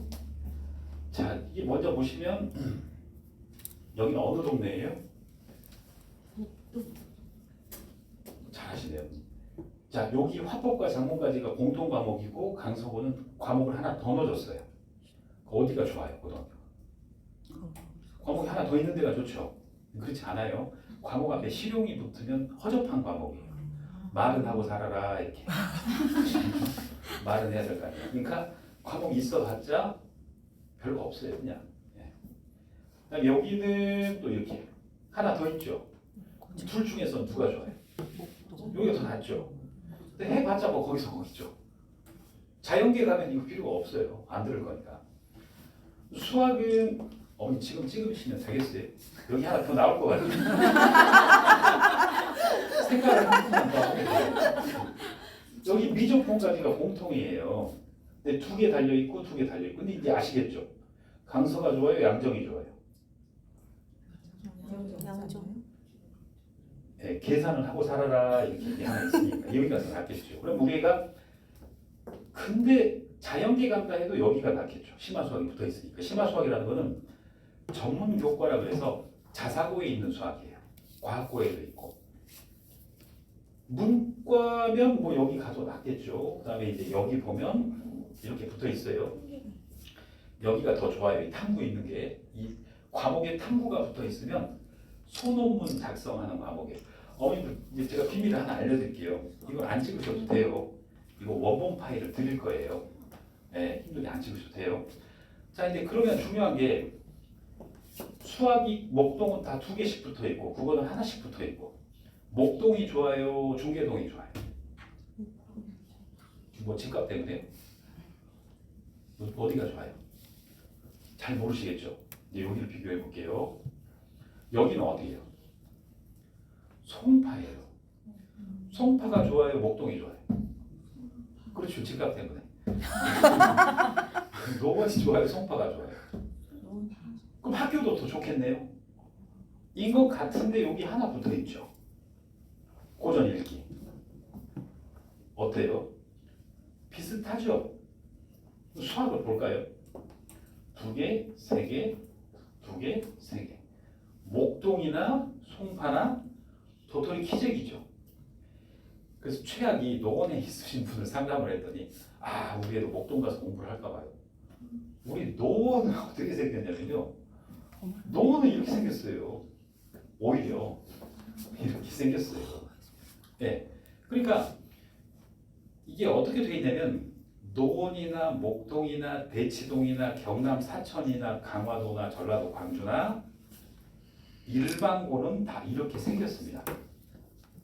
우리의 대치동 가서 공부할까 봐요. 가보세요. 똑같이 생겼다니까요. 누구만? 일반고만. 아시겠죠? 그래서 어떤 어머님들은 우리가 동네가 약해서 그런가 지방 어머님들이 특히 그러세요. 수원 사시는 분 또 수원 사시는 대로 또 용인 사시는 분 용인 사시는 대로 지방 사시는 분 애완이 많고 서울로 와봤자예요. 거기서 거기니까. 자 근데 이제 여기로 가보시면 상상고 아시죠? 별거 없죠. 여기는 인천에 있는 외고예요. 근데 일반고보다 3개 더 붙어 있죠. 여기는 인천에 있는 자사고예요. 인천 엄마도 여기 가려고 난리거든요. 근데 외대부고도 우리나라 넘버원 학교인데 별거 없죠. 근데 이제 별게 있어지죠. 네. 많이 있어지죠. 자, 그럼 이제 이렇게 돼요. 외대부고를 설명을 드리면 프리칼큘러스가 대수학인데 원서로 배우는 거예요. 영어로 수학을 하는 거예요. 그 다음에 여기 선형대 수학, 대학교 수학이고요. 원본 드린다니까요. 그 다음에 여기 AP가 붙어 있잖아요. AP는 뭐냐면 대학 과목이라고 보시면 돼요. 대학 과목을 원서로 배우는 거예요. 그러니까 대학 과목이고 여기 과학고 과목이고 상상고는 아예 뭐 다른 과목들이 막 배치되어 있고 이렇게 돼 있어요. 그러니까 어떻게 되느냐? 아까 어머니들이 목동의 일반고를 가나 대치동 일반고를 가나 중계동 노원의 일반고를 가나 생기부는 똑같아져요. 근데 특목자사고를 가면 생기부가 달라버려요. 과목이 다르니까 생각도 다 달라버리고 활동 자체가 아예 달라버려요. 그러니까 똑같은 애인데 어처구니가 없는 거죠. 이제 외대부고랑 쌍벽을 다투는 하나고 또 어떻게 생겼느냐? 1학년 과목에 이제 고2, 3 과목이 들어가 있어요. 이렇게 고2, 3 과목이 2학년 과목 보시면 심화수학에 또 아까 외대부고 있는 거랑 똑같죠. 대학 수학, 대학 원서로 통계학, 대학 과목, 대학 과목, 대학 과목, 대학 다 대학 과목. 이 반으로 쪼개시면 돼요. 고등학교 과목 반, 나머지 대학 과목 영어로 반. 하나 고등학교. 그러니까 입학사정관이 생기부를 열어 젖히는 순간 아예 넘사벽이 되는 거예요. 그러니까 이제 어떻게 되느냐? 이 학교 애들이 여기 가서 2등급을 맞아봤자 3등급을 맞아봤자 학업 영역에서 점수 차이가 별로 안 나는 거예요. 그리고 전공력 합성 발전 가능성에서 얘가 훨씬 더 높아버리는 거죠. 이제 그것 때문에 특목고를 가게 되는 거예요. 어머니 가시면 어머니들 핸드폰으로 학원에서 저 인터넷 홈페이지 링크를 보내드릴 거예요. 거기 자료실로 딱 들어가면 이 PPT 파일, 원본 파일이 있어요. 깨끗하게 뭐 찍어갖고 용량만 차지하고 조그만 데서 막 이래갖고 봐봤자 뭐 애한테 보여줄 거예요. 뭐 아저씨한테 보여줄 거예요. 말이 안 돼요. 힘들게 하지 마시고요. 자, 그 다음에 외고 국제고는 문과가 가요? 이과가 가요? 지금쯤이면 아마 대답을 내가 생각대로 해야 될지 반대로 해야 될지 아실 거예요. 아시겠죠? 이상하죠? 청신 국제고를 보여드리면 1학년 과목이 거시경제, 미시경제부터 시작하죠. 대학 과목부터 보세요. 대학 화학 물리학을 1학년 때 배우기 시작을 해요. 그리고 보시면 유럽사 심리학 대학 과목들 투투투투 대학 과목들 다 대학 물리학, 화학, 생물학 이렇게 들어가요. 그러니까 이 문과 학교예요? 아니죠. 그러니까 어머님들이 생각하시는 거랑 입시가 다르게 나타나는 거예요. 그래서 어머님들이 이 지역에서 어떤 누구한테 설명회를 듣건 지인분들 중에서 교육을 잘한다는 분한테 누구 뭐 상담을 하건 그거랑 현실은 많이 달라요. 그래서 지금 특목자사고가 이렇게 있는 겁니다. 방금은 교과 차계를 보여드렸어요. 교과에서 세특이나 이게 많이 달라져 버리는구나. 그 다음에 어머니 AP 아까 대학 원서 과목 대치동에서 한 과목이 얼마예요? 수강료가 월 200만 원 정도 해요. 그럼 두세 과목 들으면 그것만 꽤 비싸요. 근데 여기 가면 다 등록금 내에서 해결이 되잖아요. 그러니까 사실은 여기 등록금이 비싸다 하는데 비싼 것도 아니에요, 사실은. 그 다음에 서울국제고는 국제고인데도 공립이잖아요. 1년 등록금이 500만 원이 안 돼요. 근데 이런 과목을 배워요. 대단한 거죠. 어머님들이 만약에 고등학교로 돌아가시면 생각해보세요. 어머님들 어느 고등학교 나왔어요? 그 고등학교 다니실래요? 여기 다니실래요? 갈 수만 수만 있으면 보내드릴게요. 어머님들 때는 여기 가기 힘들어요. 왜냐면 어머님들 때는 여기 가려면 국영수사과 전 과목 내신에 듣기, 에세이, 말하기까지 다 하고 들어갔어야 돼요. 근데 지금은 그게 금지가 돼가지고 그런 능력이 안 돼도 여기 얼마든지 들어갈 수가 있어요. 그러니까 지금은 잘 들어가요. 옛날 제가 대원외고 애들 보낼 때는 미치는 줄 알았어요. 새벽까지 공부시키고 그래서 대원외고 보냈거든요. 근데 지금은 좀 하면 그냥 딱 다 들어가 버리거든요. 자, 아무튼 과목적인 특징이 있고 두 번째는 잘 들으세요. 특색 활동이라는 것 때문에 특목 자사고를 가요. 예를 들어서 지금 선도고 보시면 이렇게 아예 딱 뽑아갖고 이렇게 해버리죠. 생기부에 들어간단 말이에요. 그러니까 과목도 다를 뿐만 아니라 아까 자유활동, 진로활동, 동아리활동에 이런 것들이 들어가는데 일반고는 이런 게 없더라. 그 다음에 이렇게 선도고등학교 겁니다. 이런 식으로 가버리고 또 모두 이런 식으로 가버리고 또 대회도 아까 제가 많다 그랬죠. 자, 이제 여기서 중요한 게 나왔어요. 어머님 애들이 선도고를 가는 이유가 뭐예요? 일단 이런 게 있으니까 가겠죠. 하지 마시라고 이렇게. 이게 있으니까 가는 게 아니라 여기 들 수 있냐고요. 그게 최악의 문제예요. 그러니까 어머님들은 선도고는 뭐도 있고 뭐도 있고 좋대. 아니 알아요. 가냐고요 이게. 자, 그럼 여기 들어가는 애들이 누굴까요? 과학고 떨어진 애들 어디 넣겠어요? 그렇죠. 여기 다 보여 있죠. 그럼 어머님들이 그냥 선도고를 가야 되겠어요? 아니면 과학고 수준에 공부를 해야 되겠어요? 과학고 수준에 공부를 한 다음에 가면 이 반 안에 들겠죠. 선도고가 입결이 좋대. 입결. 어머님도 그거 또 이거 촬영을 해서 보는데 실제 재학생 서울대는 10명이 안 돼요. 5명 조금 넘어요. 실제로. 선도고 근데 인원도 많은 거 아시죠? 애 많은데 그러니까 똑같아요. 대입외고 23명 들어갔거든요. 서울대. 재학생 200명이 안 돼요. 졸업생이. 선도고 300명이 훨씬 넘어와요. 5명 약간 넘어요. 그러니까 입결에 혼란을 겪으시면 안 돼요. 첫째는 비율로 보셔야 돼요. 비율로. 비율로 보면 그런데 그럼 선도고에서 가는 애들이 누구냐? 얘네들이요. 얘네들이 누구냐?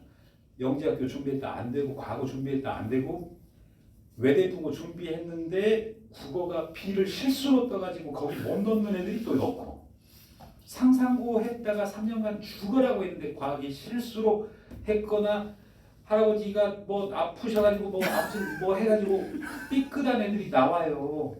한번 실수한 애들이 또 어떤 중학교가 있는데 거기도 또 한번 박살이 났어요. 새로운 선생이 수학 난이도 실패해가지고 전교에서 3명만 A가 나왔어요. 아주 난리가 났어요. 그런 애들이 어디를 택하냐고 이제 넣는단 말이에요. 그러니까 우리 애가 역량을 객관적으로 봐야 돼요. 그 애가 여기 갔을 때 이걸 이용을 할 수 있느냐 이게 문제예요. 그러니까 특목 자사고는 누가 가느냐? 가면 좋아요. 좋은데 우리 애가 이걸 다 활용할 수 있고 보세요. 여기도 이제 들어가야 되는데 이제 어머님 애들 요건 어떻게 할 거예요? 자, 이거 나갈 거예요? 애들 안 나갈 거예요? 어머님 애들 나가야죠. 알아요? 거봐요. 안 나가죠 애들이. 그러니까 안 나가죠. 수행평가하고 바빠 죽겠고 지필을 바빠 죽겠고 학원 왔다 갔다 바빠 죽겠는데 이거 있으면 애들이 안 나가죠. 첫째 수상 경력이 대입에 안 들어간다고 엄마가 막 해서 선생님도 해서 그 다음에 이게 뭔지를 몰라서 안 나간단 말이에요. 근데 이 미국식 토론 방식이에요. 반박, 재반박 할 때 15분 정도 자료검색 시간을 주는 방식이에요. 쉬는 시간이 있단 말이에요. 이렇게. 간단한 거예요. 근데 그래서 선도고 애들 이거 하면 겨울방학 때 이걸 제가 수업을 해주긴 해야 될 것 같은데 아무튼 이렇습니다. 그래서 대외고 간다, 서울외고 간다, 선도고 간다 다 좋아요. 제가 2년 연속 100% 합격을 다 시켰거든요. 우리 애가 B가 있는데요. B가 있어도 가요. 우리 애가 C가 있는데요. 가요 못 가요? 가요. D가 있는데요. 가요. 어디로? 경기도로 이사를 가요. 돼요. 그러니까 간다 그러면 어찌든지 가요.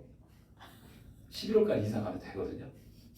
11월까지 3학년 11월까지 가요. 가서 거기 넣고 와요. 왜냐면 오늘 또 방송 찍히고 있는데 이게 제가 웬만하면 인공지능이 없을 때는 괜찮은데 인공지능이 이 동영상을 다 얘가 봐요. 봐가지고 챗GPT나 이거 제 이름을 치면 이놈이 다 알고 있더라고요. 그래가지고 제 이름을 이렇게 넣으면 제가 언제 무슨 설명회를 했는데 그거는 상위권 애들에게는 도움이 되나 중하위권한테 도움이 안 된다 막 이렇게 자기가 저렇게 생각하더라고요. 그래서 야 이거 큰일이다. 근데 이게 또 하면 또 나가거든요. 아무튼 돼요. 다 합니다. 이렇게 봉사활동도 환경정화만 있는 게 아니라 선도부에서 이렇게 넣어놓고 있죠. 그러니까 일반고랑은 많이 달라요. 특목자사고가. 근데 중요한 거는 일단 어머님 애들을 합격을 시킨다. 첫째. 두 번째, 합격하고 나면 12월 말 1월 초에 합격자 발표가 나와요. 합격자 발표가 나오면 특목자사고를 얼마나 높이냐면 얘를 합격하고 나서 한 일주일 뒤에 불러드립니다. 학교. 뭐 할 것 같으세요? OT요? 수건 돌리기 하고요. 자, 공고가 딱 뜨는데 국영수 인재 아니요 시험 범위가 나와요. 방학 때 시험 범위를 줍니다. 그래서 국어 EBS하고 뭐 사자성어 뭐뭐뭐 책 한 두세 권, 영어는 일주일에 원서 한 권씩 해서 4권 EBS 뭐 그다음에 수능 영단어장, 수학은 자이스토리 3개년 모의고사 문제집 해가지고 시험을 언제 본 줄 아세요? 개학하고요? 아 그렇죠. 2월 중순 또는 말에 개학 전 반배치고사 그걸로 봅니다. 아시겠어요? 왜냐? 중학교가 각자 다 다르죠. 어떤 중학교도 있고 낮은 중학교도 있고 얘들 다 다르잖아요. 그러니까 특목고에서 얘를 뽑아놨는데 학교가 얘를 못 믿죠. 그래서 일제히 그걸 주고 일제히 시험을 봐서 쫙 이제 능력이 나오는 거예요.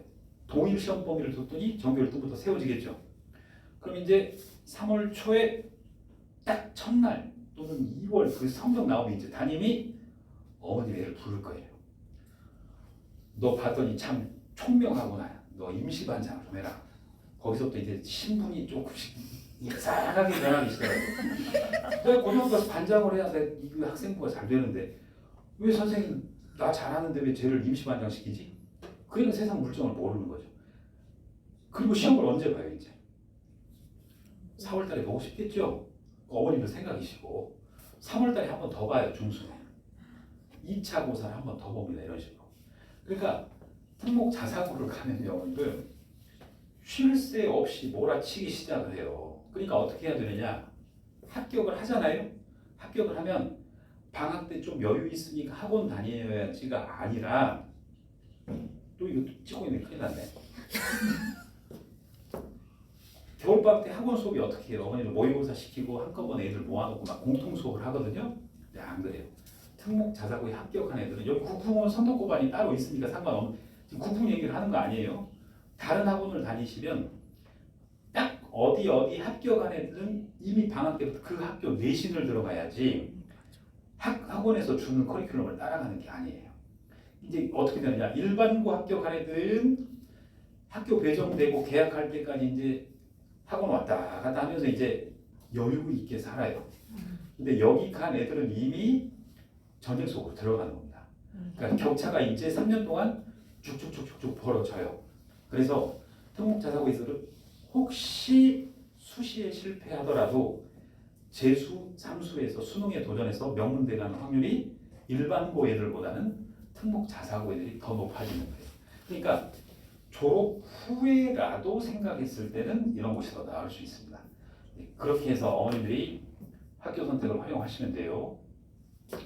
여기 마크 보이시죠? 이렇게 애들한테 생기부에 반영해 줄 테니까 너 써와 생기부 내용을 좋은 고등학교는 학생들이 자기 생기부를 이렇게 고친단 말이에요. 그럼 이제 생기부가 이렇게 달라지죠. 여기는 어떤 학교는 이만큼만 써주고 여기는 다 써주고 어떤 학교가 또 이만큼만 써주고 다 써주고 보세요. 이거는 생기부도 아니죠. 이놈이 공부를 못한 애가 아니라 얘가 전교 1등이란 말이죠. 근데도 생기부가 이렇게 박살이 나버리는 거예요. 자, 그래서 이제 어머님 아이들은 지금 선택지가 이렇게 전사고, 전국 자사고입니다. 이렇게 해서 여기 학교를 선택할 수 있고, 근데 이제 이렇게는 그래요.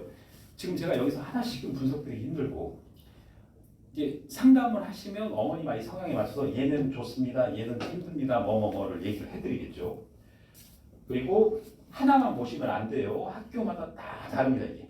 학교마다 다. 그래서 이런 학교도 고려해 볼 수 있는 거고, 그 다음에 이제 어머님 아이가 생각해 볼 수 있는 게 지금 외고, 국제고, 자사고 이 세 개를 생각해 볼 수 있는 거고요. 이 학교에서 고르면 되는 거고. 자, 그러면 이제 외고, 국제고는 내신이 뭐만 들어가요? 영어 하나 들어가죠. 영어 하나. 우리 애가 수학이 C가 있는데 그 다 가려져서 들어가요. 아예 출력이 안 돼서. 과학도 마찬가지고. 자사고는 성적이 들어가긴 들어가는데 문제가 추첨이잖아요.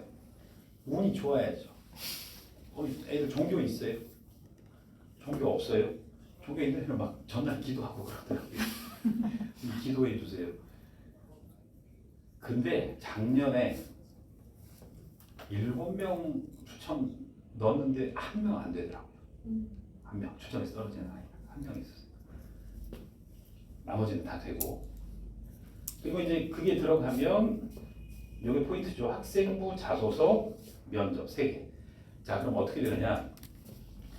추첨 통과하고 1차 통과하면 아무튼 1차는 동점이에요. 다 동점 상태예요. 동점인데 2차에서 요거 3가지가 판가름을 한다고요. 요거 3가지가. 그러니까 어머님 아이들 첫째는 지금 독서 감상문 빨리 넣으시라고 했죠. 요거 넣고 그 다음에 8월 며칠부터 자소서 반이 개강을 해요. 자소서 반이 빨리 등록을 해 주셔야 돼요. 그렇게 하고 자소서가 여름방학 8월 말까지 딱 끝나요. 학교에 제출할 수 있는 게 표절 검사와 글자 수와 모든 걸 다 정리해서 자소서가 완결이 됩니다. 그리고 자소서를 왜 빨리 끝내느냐?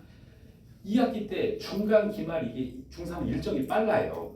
면접 준비가 오래 걸려요. 그래서 자소서를 끝내놓고 2학기 학기 중에 면접이 들어가는 겁니다. 그래서 어머님들이 지금 해야 될 거는 학생부, 자료 입력 빨리 넣는 거. 그 다음에 이거 방학하고 나면 자소서. 그 다음에 2학기 시작하면 면접. 요게 3학년 일정입니다. 자, 그럼 지금 이제 어떻게 하셔야 되느냐? 아까 보여드렸던 자율 동아리 진로 활동 있죠? 여기 누가 써줘요? 천재가 되셨네. 이제 대답을 안 하시네. 대답 안 하시는 게 나올 수 있어요. 선생님이 입력을 해주는데 여기에 아이들이 자료를 갖다 낼 수 있는 규정이 있어요. 이렇게 자율 탐구 활동이라고 합니다. 학생들이 자율적으로 주제 선정해서 보고서를 주면 보세요. 선생님 지시하에가 아니라 학생 주도로. 어머님 아이는 지금 동아리면은 외교와 관련해서, 자율활동이면 국제환경과 관련해서, 한국공학기술의 발전에 대해서, 진로활동이면 자기 진로 쓰고 아주 깊이 있게 자료를 빨리 갖다 내야 되고, 여기에 들어가는 보고서는 또 영어 논문이나 이런 걸 참고해서 얼른 넣어야 되겠죠. 왜냐? 요걸 바탕으로 자소서를 쓸 거니까. 자, 그 다음에 이제 그 외에도 갖다 낼 수 있는 게 많아요. 지금 학생이 직접 작성한 자료를 활용할 수 있는 규정도 있고. 그러니까 어머니들이 이 규정을 모르시는 어머니들은 학생부를 선생님이 다 써주는 거 아니냐? 그렇지 않아요. 학생부는 학생이 만들어가는 거예요. 이 규정이 있기 때문에 그렇게 해서 다 갖다 낼 수 있습니다. 그럼 이제 제가 애들한테 시키거든요. 선생님한테 이렇게 이걸 외우라고 시켜요. 선생님한테 얘기를 해 라고 얘기를 해요. 그리고 동아리 선생님한테도 이렇게 얘기를 해. 외우고 각 과목 선생님한테도 이렇게 얘기를 해 라고 해서 제가 이걸 적어내라고 합니다. 그러면 이 학교는 담임 선생님이 이렇게, 동아리 선생님이 이렇게, 각 과목 선생님이 다 가지고 와라 라고 얘기를 하세요. 여기는 어떤 학교 같아요? 자사고예요. 전국 자사고. 전국 자사고는 이렇게 학생이 작성한 모든 자료를 다 받아주고 있습니다. 그러니까 생기부가 완전 업그레이드 되어버리죠. 근데 여기는 어떤 일반고예요. 안 받아주고 안 받아주고 안 받아주고 안 받아주고 요거 한 과목 받아주고 있죠. 근데 중요한 거는 이 사실을 이 선생님들이 알았어요. 그 회의를 열어가지고 여기를 협박을 했어요. 왜 우리 안 받는데 너 받아? 그리고 여기 결론도 여기도 다 안 받기로 했어요. 일반고예요. 이게 작년에 있었던 사건입니다. 규정에 있는데도 불구하고 싫대요. 이런 학교도 있어요. 그러니까 좋은 학교는 어떤 학교냐? 잘 받아주는 학교죠. 자, 그러면 뭘 내느냐? 이런 게 이제 보고서예요. 아이들이 이런 걸 작성해서 내야 되는 거죠. 경영학과면 이런 식으로, 또 경영학과면 이 정도로, 그다음에 이런 것도 넣기는 해요. 왜냐면 생기부에 이게 들어가면 얘가 중학생인데 다항함수, 테일러함수까지 공부를 해갖고 왔구나라고 알아버리죠. 과학고에서는. 그죠? 상상고에서도 얘가 이런 식으로 설문조사를 했구나, 얘는 사회과학적 능력이 있구나라고 할 수 있고, PPT도 자연계도 얘는 우리 학교 와서 분자세포 생물학이나 미생물을 공부할 수 있는 역량이 되는구나라고 알 수 있죠. 이런 걸 넣는 거예요. 그리고 외부 활동은 교회 대회는 생기부에 기재가 돼요, 안 돼요? 반대로 얘기하세요, 얼른. 돼요, 안 돼요? 되죠. 맞아요. 교육부 17개 시도교육청 소속기관, 직속기관이 주최 주관한 활동은 생기부에 기록이 된다고 규정이 다 있어서 포스터가 뜨면 주최 주관을 살펴보면 다 들어갑니다, 이게. 그러니까 이제 아시겠죠? 누가 하나고를 합격했을까? 누가 외대부고를 합격했을까? 우리 애도 다 A고 저 집 애도 A인데 우리 애는 A인데 왜 떨어졌을까? 저 집이랑 우리 애랑 다를 바가 없는데 여기서 차이가 났던 거예요. 학생부 자소서 면접이 어때요? 이렇게 한 애들은 완전히 달라지겠죠. 이렇게 되는 겁니다. 이제 필승 합격을 해야 된다라고. 그러니까 대회만 들어가는 게 아니라 뭐 지금 보시면 이렇게 서울시교육청도 이런 게 있어요. 아이 교육청 포스터에 아이 대놓고 생활기록부 기재해준다고 돼 있잖아요. 중고등학생들 다 마찬가지입니다. 뭐 이런 것만 있는 게 아니라 다양한 것들이 외교부 장관등도 있고 초등학생들도 영재학교 가려고 노력하고 있고 외국어 학습이나 영재원이나 환경 관련 활동이라든가 많은 것들을 하고 있죠. 또 육사, 공사, 회사, 사관학교 가는 애들은 관련 부처 활동도 하고 있고 저희가 다 지도한 애들이에요. 자, 그래서 이렇게 되는 거죠. 어머님 아이들은 3월 달에 지금 이렇게 했을 거예요. 이게 다 필요했을 거고, 그리고 수행평가 교내대회를 했을 거고, 4월 말 5월 초에 중간고사 보고 바로 이게 달려왔을 거고, 기말이 끝났을 거예요. 그럼 제일 난감한 교육 환경이 뭐냐? 기말 끝나고 퍼져버리는 애들. 그냥 이번 주 다음 주까지 이거 추가 자료를 내서 학생부를 고치는 기간이거든요. 그러니까 시험 끝났다고 노는 애들이 지금 어떻게 되냐면 지금 저희 애들은 밤새 지금 독서 감상문 쓰고 있고 보고서 지금 도움받아서 하고 있어요. 제 핸드폰 어제 새벽 1시까지 불러요. 애들하고 계속 하면서 이거 자료 맞추느라고 아주 풀로 놀고 있어요. 다음 주까지 다 넣어야 되니까. 이게 지금 현재 상황인 겁니다. 자, 그래서 요게 자소서 일부예요. 지금 한번 읽어보시면 요 중간 한번 읽어보세요. 아이 자소서 내용. 어때요? 어머님 아이들 공부한 수준하고 좀 다르죠? 그럼 이제 어떻게 됩니다? 촘스키의 통사구조. 수행평가를 어머님 애들도 잘한다고 생각하실 건데 잘하는 게 문제가 아니에요. 수행평가를 만점 맞는 게 문제가 아니라 수행평가 주제가 자기 진로와 연계해서 파생되느냐가 문제예요. 자, 요게 자소서입니다. 그러니까 비전문가들이 자소서 지도를 해준다, 첨삭해준다, 지도해준다라고 했을 때 어머님 애들이 초안을 써가야 되죠. 어머님 애들이 초안 쓰라 그러면 뭐 쓸 것 같으세요? 전화 영어를 했다, 원어민하고 회화 연습했다, 그 다음에 계획표를 썼다, 오답 노트를 작성했다, EBS를 들었다, 인강을 들었다, 꼼꼼하게 공부했다. 왜 뭐 있어요? 하나 있겠죠. 테드 들었다, 원서 읽었다. 가 중요한 게 아니라 원서는 원서인데 뭔데요? 뭐에서 학습을 해? 이런 게 나와줘야 된다는 겁니다. 그래서 자소서는 지금 자소서 반이라고 돼 있는데 자소서 반이 아니에요. 왜냐?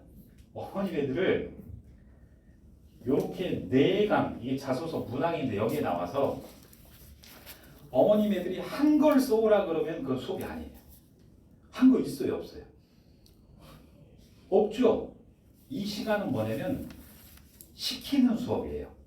너는 진로가 이거니까 이 주제로 경제학에 관해서 이 주제로 이걸 해봐. 너는 의학이니까 이 분자세포 생물학에 대해서 공부를 해봐. 이렇게 해서 이거 공부해서 이 소재를 만들고 쓰는 시간입니다. 그러니까 어머니들은 다른 학원에서 뭐 첨삭해준다는데 뭐 지도해준다는데 이거랑 무슨 차이예요? 라고 말하면 거기는 그거인 거고 여기는 각 어머니들 개인 봉사 경험에는 없죠. 이 수업 시간에 이걸 시켜요. 제가 이 인성 활동을 하게. 그러면 이제 없으면 어떻게 쓰느냐? 가짜로 써요. 가상으로. 왠지 아세요? 가상으로 써놓고 시키면 되거든요. 이해되죠? 그렇게 그러니까 만들어 가는 겁니다. 이렇게. 자, 그래서 자소서가 언제 하는지 모르겠는데 아무튼 8월에 해요. 8월에 하는데 선도고 포함해서 작년에도 상상고, 외대부고 학생을 다 지도를 했어요. 자사고, 과고, 외고, 국제고, 마이스터 특성화고도 자소서가 들어갑니다. 그래서 여기 원하는 학생들, 그 다음에 수업 내용은 초안 쓰는 게 아니에요. 아까 탐구 활동하는 거예요. 새로 시키는 거예요. 그러니까 어머님 애들 보고서 써봤어요. 논문? 이 수업 시간에 목차 잡고 각주 달고 참고 문헌 놓고 이걸 다 수업을 하는 거예요. 그래서 부모님들이 이제 여기 원장님도 그런데 우리 학원 자소서는 다른 학원보다 약간 금액이 비싼 것 같은데요. 더 받아야 돼요. 이거 하면은 대치동 같으면 2배, 3배가 들어가면 이 수업을 해버립니다. 이게 지금 이렇게 수업이 들어가는 겁니다.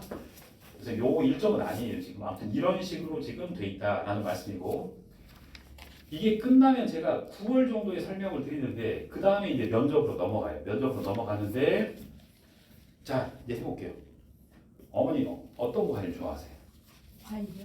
복숭아. 그죠? 방금 면접이라고 해볼게요. 과일이요? 복숭아요. 그럼 바로 실려 나가겠죠 이제. 면접하다가 경비 아저씨가 2명 끌고 나가거든요. 그러니까 그렇게 하면 안 되죠. 다시 해보세요. 라고 이렇게 해드릴게요. 좋아하는 과일이 무엇입니까? 라고 물어보면 제가 방금 질문을 했잖아요. 질문자의 질문에 재주인술로 시작을 해야 돼요. 제가 좋아하는 과일은 뭐라고요? 복숭아. 복숭아입니다. 이렇게 얘기를 해야 돼요. 그렇게 하시면 돼요. 근데 그래도 또 끌려 나가요. 왜냐면 그렇죠. 이유를 말 안 하셨잖아요. 그러니까 면접에서 이게 특징이에요. 어떤 애는 같이 면접장에 보냈는데 한 애는 좋아해요. 저 질문 7개 받았어요. 어떤 애는 울상해요. 저 3개 받았어요. 꼬리 질문을 많이 받은 애는 답변이 촘촘하지 못했다는 증거예요. 그래서 이렇게 뭐냐라고 얘기하면 2발씩 첫째, 둘째, 마무리, 그 다음에 끝은 이상입니다. 이 말하는 훈련을 시키는 거예요. 그래서 이런 식은 어떻게, 저런 식은 어떻게 해가지고 이런 식으로 예상 질문이 다 들어갑니다. 이제 지원동의 뭐뭐해서 이걸 다 쓰고 첨삭하고 암기하고 모의 면접을 다 하는 거예요. 자, 요렇게 이제 들어갑니다. 그래서 어머님 아이들이 일반고를 가든 특목 자사고를 가든 그 다음에 가서 대학에 최종 합격할 때까지 열심히 지도를 할 건데 이제 여기까지 하고 제가 나가버리면 어머님들 답도 없잖아요. 요거를 설명을 드릴게요. 첫 번째 어머님들 궁금하신 게 여기부터 하면은 제일 좋긴 해요. 진로진학 컨설팅인데 어머님 아이들 중1, 2학년 생활기록부를 가지고 오셔가지고 2시간 동안 어머님들 뭘 상담을 해줄 거냐면 너 진로는 이거니까 학교 선생님한테 이렇게 말해서 생활기록부에 이걸 입력해달라고 해. 제가 멘트를 다 잡아줄 거예요. 그 다음에 어머님 아이는 선도고를 가야 될지 서울외고를 갈지 대외외고를 갈지 상상고를 갈지 의대 가려면 어느 학교가 좋을지 다 잡아줄 거예요. 그리고 어떤 방향의 공부를 해라 라고 상담을 해줄 거고 두 번째는 아까 출결 수상 영역 자율 동아리 뭐뭐뭐 책은 뭐뭐뭐 이걸 다 해줄 건데 어머님 애들 지금 독서 안 돼 있다 그랬죠. 요거 상담하시면 어머님 애들 같은 경우는 독서책을 제가 리스트하고 참고자료를 다 드릴 거예요. 애들 맞춰가지고 진로에 맞춰서 빨리 이번 학기에 넣을 수 있도록 선생님들 도망가 버리면 입력을 할 수가 없어요. 연수간에 뭐하네 하니까 빨리 얘기를 해놓고 그 다음에 어머님 아이들 진로명 선택 과목 뭐뭐뭐 이렇게 학원에서 공부를 시키세요 하고 어머님 애가 서울외고나 선도고를 가면 내신이 어떤 난이도니까 이번 여름방학부터는 뭐 어떻게 공부시키고 뭘 준비하시고 이렇게 가면 좋습니다. 고2까지 설계를 해드릴 거예요. 그리고 일반고는 이런 학교를 원하시면 선도과와 이 학교에 비교했을 때는 어떻습니다 라고 설명을 해드릴 거고, 지금부터 7, 8, 9, 10 준비는 어떻게, 그 다음에 이 진로는 어떻게, 추천 도서는 어떻게 해서 2시간 동안 어머니들 이걸 다 잡아드릴 거예요. 근데 이제 문제는 이 금액은 아닙니다. 학원에 신청하시면 할인될 거예요. 그 다음에 요걸 하고 나서 이제 아까 자소서 같은 거 이렇게 저희가 면접도 다 진행을 하고 있습니다. 그래서 지금 어머님 아이들이 이렇게 됩니다. 지금 설명드리는 것처럼 제대로 된 입시 정보와 입시 루트에 대해서 저희가 최종 원하는 학교에 합격할 때까지 국풍 학원에서 처음부터 끝까지 지도를 해드릴 거고, 그 다음에 불편함이 없도록 앞으로 지속적으로 좋은 정보와 내용을 전달해 드리도록 하겠습니다. 그래서 어머니들 지금 솔직히 말씀드려서 시험 끝나고 이게 방학이기 때문에 제가 일정이 좀 바쁘긴 해요. 그러니까 필요하신 분은 여기 원장님, 고선미 원장님한테 신청하셔서 날짜를 될 수 있으면 생기부가 닥치기 전에, 방학이 오기 전에 상담하셔서 마무리를 짓는 게 가장 좋을 것 같습니다. 그리고 자소서 이 안내에 대해서 나갈 거니까 이것도 필요하시면 저희가 선착순이기 때문에 한정돼요. 그래서 이게 닫혀버리면 다음번에 개강을 또 잡아야 되거나 못할 수도 있습니다. 그래서 미리 좀 말씀을 드리는 겁니다. 아무튼 늦게까지 경청해 주셔서 감사드리고요. 또 다음 설명회 때 뵙도록 하겠습니다. 고맙습니다.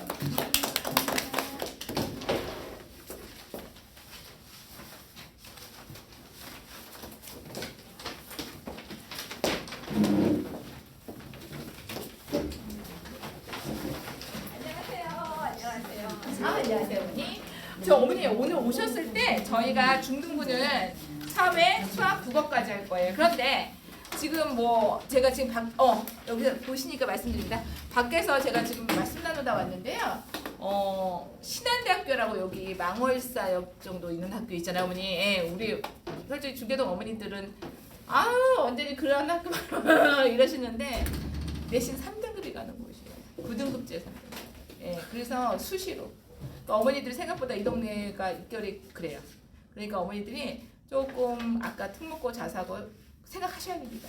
그냥 거기 가서 내신 깔 바에는 이 동네에서 이 동네 내신이 만만하지 않아요. 어차피 이 동네도 한 학교당 250명. 솔직히 말씀드리면 내신은 5등급제라고 하지만 실질적으로 전교 등수로 따졌을 때는 그쵸? 내 아이가 전교 25등 안에 들어간다 보죠. 어디도 없어요. 그래서 조금 고민해 보셔라. 예, 그 말씀 드리고요. 이동찬 선생님 우리 학원의 비주얼 담당 겁나 잘생기셨습니다. 훌륭하십니다. 네, 네, 진행해 주시죠. 네. 오늘 바로 보겠습니다. 시간이 없으니까 바로 하겠습니다. 현재 시각이 12시 19분이고요. 최대한 빨리 끝내드리도록 하겠습니다. 어머님들의 시간은 소중하니까.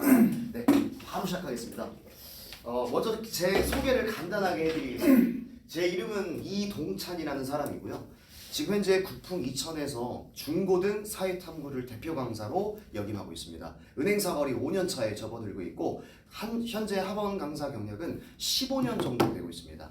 안 해본 곳이 없습니다. 과목 특성상 이제 평촌, 일산, 분당, 송도, 대치동 그리고 5년 전부터는 은행사거리에서 쭉 강의를 진행하고 있습니다. 만나 뵙게 되어 영광입니다. 옆에 계신 두 분은 저와 같이 국풍 이천의 사회과 총원 200명의 관리를 그리고 책임지고 계시는 팀장님과 조변이 계십니다. 박수로 환영 부탁드립니다. 간단하게 소개 부탁드리시죠. 예.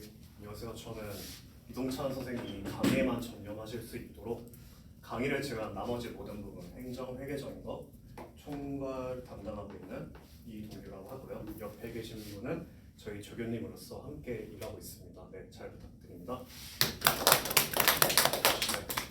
자, 어머님들의 시간은 소중하니까 바로 넘어가겠습니다. 제가 담당하고 있는 과목 자체가 지금 통합사회거든요.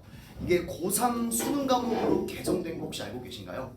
지금 잠깐 수요조사를 빠르게 진행해 보도록 하겠습니다. 현재 자녀분이 중학교 1학년이다. 한번 손 들어주시겠습니까?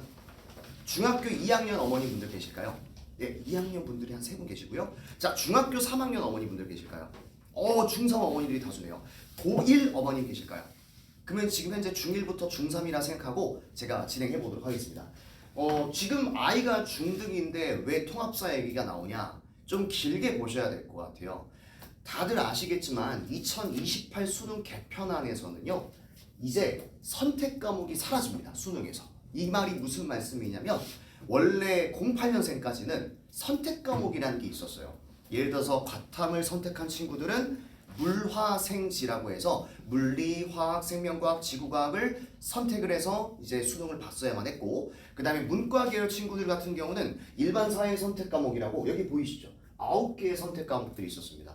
윤리와 사상, 생윤, 사회문화, 정치와 법, 한국지리, 세계지리 여러 과목들이 있었는데 이제 09년생 현재 고등학교 1학년 시점 그리고 09년생 이후 현재 중3이 10년생이거든요. 11년생 다 적용되고 있습니다. 이제 앞으로 이 친구들은 고3이 되면 좋든 싫든 통합사회로 개편될 겁니다. 그리고 이 수능 통합사회에 대한 질문들이 많으세요. 이거 절대평가 아니냐? 아닙니다. 이거 상대평가예요. 그러니까 이거 암기 과목으로 바라보시는 거랑은 완전히 다른 관점으로 보셔야 돼요. 08년생 어머님들까지는 우리 아이 사탐 암기 과목 단위수 중요하다 이러셨는데 지금 09년생 어머님부터는 마인드가 싹 바뀌셨습니다. 특히 통합사회에 대한 관심이 매우 높아지셨어요. 이걸로 이제 대학 가는 시대가 됐다 이 말입니다. 더 쉽게 말씀드릴까요? 20계열 친구도 이젠 절 거쳐야 됩니다. 재밌게 갈게요. 자, 문과생 친구들은 원래 과탐할 필요 없었는데 마찬가지로 통합과 이제 통합과 학생 거쳐야 됩니다. 이렇게 간단하게 넘어가겠습니다. 그러면 제가 이제부터 썰을 좀 풀어드릴 거예요. 통합사회라는 과목이 도대체 무슨 과목이냐? 제가 말씀을 드릴 거고 짤강도 할 거고 재미있게 갈 거예요. 퀴즈도 갈 거고요. 여기 온라인 채팅창에 10분 계시대요. 채팅창에 써주셔도 돼요. 실제로 쓰시더라고요. 가보겠습니다. 통합사회 중에서 저는 경제 파트를 보여드릴 거예요. 짤강식으로 보여드릴게요. 우리 아가들한테 이렇게 강의한다 라고 참고하시면 돼요. 자, 통합사회 경제 기초 보여드리겠습니다. 편하게 들어보세요. 지금으로부터 약 250여 년 전에 영국의 한 경제학자가 있었습니다. 들어보셨습니까? 애덤 스미스라고요. 아담 스미스 상관없습니다. 이 애덤 스미스가 살던 18세기 말의 영국의 상황은요. 국가가 시장을 엄격하게 통제하고 간섭하는 시대였습니다. 여기에 대해서 애덤 스미스는 반감을 갖고 시장 경제에 대한 저항을 시작합니다.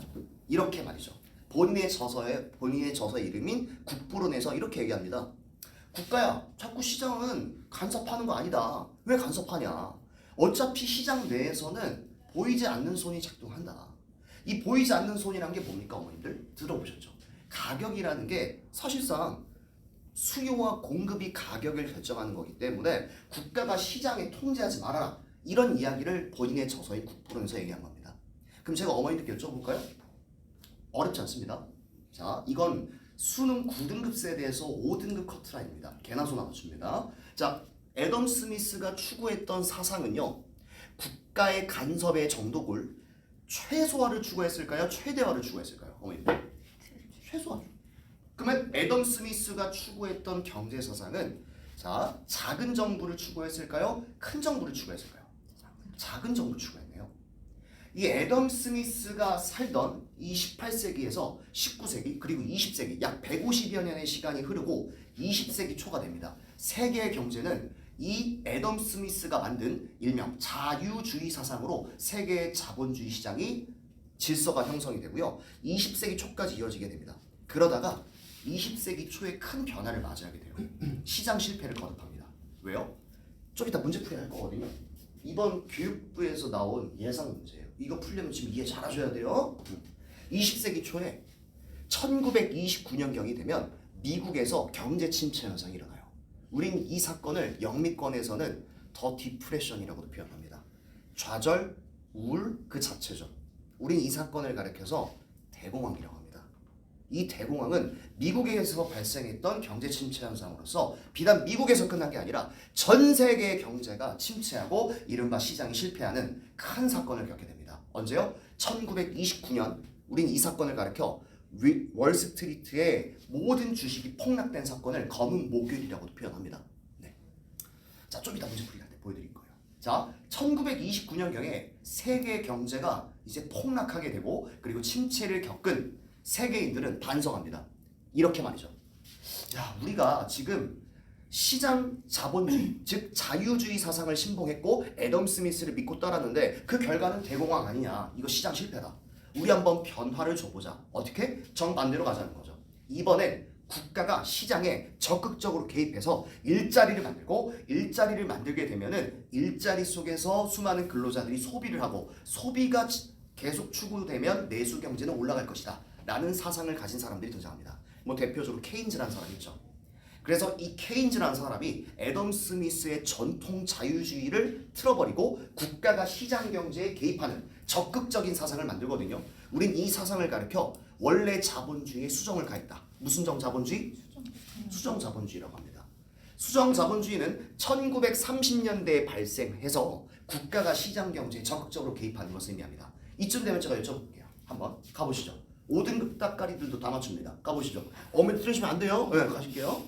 자, 수정 자본주의는 국가가 시장 경제에 개입 최소화 최대화. 최대화죠. 작은 정부, 큰 정부. 큰 정부. 4등급 갈게요. 긴장하셔야 돼요. 네. 자, 수정 자본주의는 공공사업 중심일까요? 민영사업 중심일까요? 공공사업이잖아요. 3등급 갈까요? 네, 좀 어렵습니다. 네, 생각 좀 하셔야 돼요. 자, 수정 자본주의는 복지제도 축소를 주장할까요? 확대를 주장할까요? 확대 한번 손 들어보시겠어요? 축소 한번 손 들어보시겠어요? 네, 반반이네요. 정답은요. 여기 채팅창 볼까요? 악플 없어야 되는데. 예. 예. 아, 다들 네. 예, 적어주세요. 적어주세요, 어머님들. 정답은요. 복지제도 확대입니다. 제가 쉽게 말씀드릴까요? 저한테 복지제도는 이렇게 다가와요. 한마디로 복지제도는요. 이 모든 국민들이 세금을 내지 않습니까? 소득분위 기준으로 최소수혜자, 사회적 약자는 더 적은 세금을 내고 그 다음에 좀 부가 있는 부자들은 세금을 많이 내고 이것들을 통제하는 것은 국가가 통제하지 않습니까? 그러면은 수정 자본주의의 원칙에 의거하자면 당연히 복지제도는 축소가 맞습니까? 확대가 맞습니까? 확대죠. 확대죠. 3등입니다. 자, 수정 자본주의는 1930년대 세계 경제를 주름 잡습니다. 그리고 약 50년 동안 세계 경제를 이끌어 나갑니다. 언제까지요? 1979년경까지요. 1979년경에 수정 자본주의가 다시 바뀌어요. 즉 시장 실패를 경험합니다. 어떤 사건이 있었냐면요. 우린 이 사건을 가리켜서 영미권에선 오일 쇼크라고도 합니다. 들어보셨습니까? 지금 계신 어머님분들이나 아버님분들이 딱 이때 태어나셨을 거라 저는 짐작합니다. 79년경에 있었던 대표적인 유가 상승 현상. 오일 쇼크죠. 이 오일 쇼크를 한국말로 석유파동이라고 합니다. 석유파동 크게 1차랑 2차로 나뉘는데 1차 석유파동이 73년경이라면 2차 석유파동은 78, 79년경입니다. 전 세계 유가가 상승하게 되자 이것은 원자재 값의 상승으로 이어지고 원자재 값 상승은 결국 물가 상승을 초래했으며 물가 상승이 지속화되자 전 세계적인 인플레이션 현상이 가속화되었습니다. 전 세계는 다시 한번 시장 실패를 경험하게 된 것이죠. 1980년대부터는 이런 인플레이션 현상을 극복하기 위해 세계 유류의 경제학자들이 모여서 논의하기 시작했습니다. 이거 시장 실패 아니냐? 이제 우린 수정 자본주의를 접을 때가 됐다. 다시 한번 틀어보자. 언제로요? 200여 년 전에 애덤 스미스 때로 돌아가자. 근데 애덤 스미스의 사상이 자유주의니 이제 애덤 스미스를 옛 구자를 써서 구자유주의라고 규정하고 1980년대부터는 시장 경제 활성화를 위해 구자유주의가 아닌 새로운 신자를 써서 무슨 자유주의 어머님들? 신자유주의라는 개념이 생겨나요. 이 1980년대에 태동된 신자유주의 사상은요 2025년 세계 경제의 주류가 되었고요. 나라마다 약간 정책은 다르지만 일단 기본적으로 신자유주의 사상에 우리는 살고 있는 것입니다. 제가 지금까지 말씀드린 건 자본주의의 기본적인 역사적 전개 과정입니다. 마지막 갈까요? 신자유주의 한번 특징 가보겠습니다. 최소국가, 최대국가. 조심하십시오. 최소국가입니다. 작은 정부, 큰 정부. 작은 정부입니다. 민간주도, 공공주도. 민간주도죠. 조금만 더 가볼까요? 복지제도 축소일까요? 확대일까요? 축소겠죠. 자, 이제 좀 어렵게 가보겠습니다. 1등급 선지 가볼까요? 아무나 못 칩니다. 자, 신자유주의에 따르면 노동시장 유연성은 강화되는 게 맞을까요? 노동시장 유연성은 약화되는 게 맞을까요? 생각 좀 하셔야 돼요. 이런 게 수능입니다. 강화 손 들어보시겠습니까? 약화 손 들어보시겠습니까? 정답은 강합니다. 노동시장은 저에겐 이렇게 느껴집니다. 노동자와 사용자의 관계, 노사관계라고 하지 않습니까? 노동자는 사용자의 눈치를 보지 않고 자유롭게 이직 활동을 할 수 있고 사용자 또한 노동자의 눈치를 보지 않고 자유롭게 해고를 할 수 있는 국가가 시장 경제에 개입하고 있지 않는 상태가 노동시장의 유연성, 플렉시블이 발동되는 시장이죠. 그러면 노동시장의 유연성은 강화되는 게 맞을까요? 약화되는 게 맞을까요? 강화되어야만 신자유주의의 특징이라고 볼 수 있겠죠. 여기까지 하셨습니까? 그러면 저랑 같이 교육부에서 나온 문제풀이 한번 해보실까요? 교육부에서는 이런 겁니다. 자, 09년생, 10년생, 11년생 아가들아, 우리 수능 이렇게 될 거야, 따라와 라고 한 겁니다. 이거 제가 만든 거 아닙니다. 예시 문항이 거의 10몇 개가 나오는데요. 저는 그 중에서 경제 파트를 가져왔습니다. 어머님들, 우리 먼저 앞서 나가자고요. 가보겠습니다. 자, 미추신 저에 대한 설명으로 옳은 것입니다. 저가 누구죠? 여기 있네요. 쭉 보자고요. 친애하는 후보 대통령. 저는 사탕 강사니까 배경 지식이 풍부한 사람으로서 얘기하자면 후보 대통령은 미국 대통령 중에 하나입니다. 그거 몰라도 됩니다. 쭉 훑어보시면 중략이 나오거든요. 이거 제가 문제 풀 때 항상 아이들한테 얘기하는 건데 이런 제시문을 풀 때는 중략 이후가 중요한 거거든요. 중략이 생략이지 않습니까? 보시면 검은 목요일로부터 시작된 지금의 난국. 여러분 통합사회는요 독해 과목이에요. 난국이란 건 플러스의 개념인가요? 나쁜 개념인가요? 나쁜 개념이죠. 검은 목요일이라는 것은 중학교 2학년 때 세계사 때 배웠을 겁니다. 세계사 있습니다. 이게 바로 대공황이에요. 대공황에 대한 시그널이 검은 목요일로 나와요. 대공황 때문에 시작된 난국 안 좋은 상황인가 봐요. 이거 시장 실패한 겁니다. 여기에 대해서 극복하기 위한 인물로 만들고 있고 이 사람은 후보잖아요. 중2 때 배우셨지 않습니까? 세계사 때 루스벨트입니다. 루스벨트가 실시했던 게 바로 뭐였죠? 뉴딜 정책이죠. 뉴딜 정책은 공공주도로 일자리 소득을 창출시키려는 수정자본주의의 대표적인 사상이죠. 그 문제풀이 할까요? 압도적인 실력을 구축해야 됩니다. 미추신 저에 대한 설명. 즉 수정자본주의를 고르면 됩니다. 1번 자본가와 노동자 간의 계급투쟁을 강조했다. 이거 어머님들 이거 공산주의입니다. 이거. 네, 이건 아닙니다. 너무 나눴어요. 2번 대규모 공공사업을 벌이는 뉴딜 정책. 공공사업의 시그널 지금 팍팍 받으셨죠? 정답 확실하게 몇 번이죠? 2번입니다. 3번 보실까요? 신자유주의에 근거해서 노동시장 유연성을 강화했다. 이건 100% 1980년대 이후지 대공황은 아니네요. 이렇게 가시는 겁니다. 제가 지금 보여드렸던 건 설명이라서 짤강의 5분 그리고 문제풀이까지 보여드렸습니다. 저 이런 식으로 강의합니다. 지금 보여드린 것처럼 지금 시간이 없기 때문에 빠르게 넘어가도록 하겠습니다. 현재 시간이 너무 없습니다. 13분이고 3분 남았거든요. 스토리텔링, 판서, 밀착관리 다 생략하겠습니다. 어떤 선생님들이나 밀착관리 다 하니까요. 그러면 저는 주머니에 손 넣고 막 스토리텔링 수업만 할까요? 아닙니다. 저는 밑줄 쳐라 이런 거 안 합니다. 저는 100% 판서 수업입니다. 이런 식으로요. 요즘 아이들한테 물어보면 똑같은 대답이 나와요. 아가야, 네 선생님, 너 동학농민운동에 대해서 알아? 라고 물어보면 아이들은 10중 8구 이렇게 대답합니다. 대치동, 목동, 중계동 똑같습니다. 전봉준? 전봉준 맞아 애기야. 전봉준 말고 대답 못해요. 전봉준이 끝이에요. 녹두장군 정도. 왜 그런지 아십니까? 사실 동학농민운동은요 이런 여러 가지 배경과 맥락 속에서 이어져 있고 그런 것들이 고1 한국사, 그런 것들이 고1 통합사회, 수능 통합사회인데 요즘 아이들은 초5, 초6 때 대충 역사 논술해요. 토론해요. 근데 그거의 단점이 뭔지 아십니까? 끊겨 있어요. 자, 오늘의 주제는 동학이야. 오늘의 주제는 대한제국이야. 끊겨 있어요. 그렇기 때문에 이 시대적 맥락과 스토리텔링과 흐름이 있다는 걸 애들이 잘 모르더라고요. 근데 이 친구들이 보통 저한테 중2 때 오거든요. 중2 때 세계사 배우지 않습니까? 그때부터 지식과 무장이 훈련이 된 친구들은 고등학교 때 날아다닙니다. 지금 제가 보여드렸지 않습니까? 아까 보여드렸던 루스벨트의 이 정책.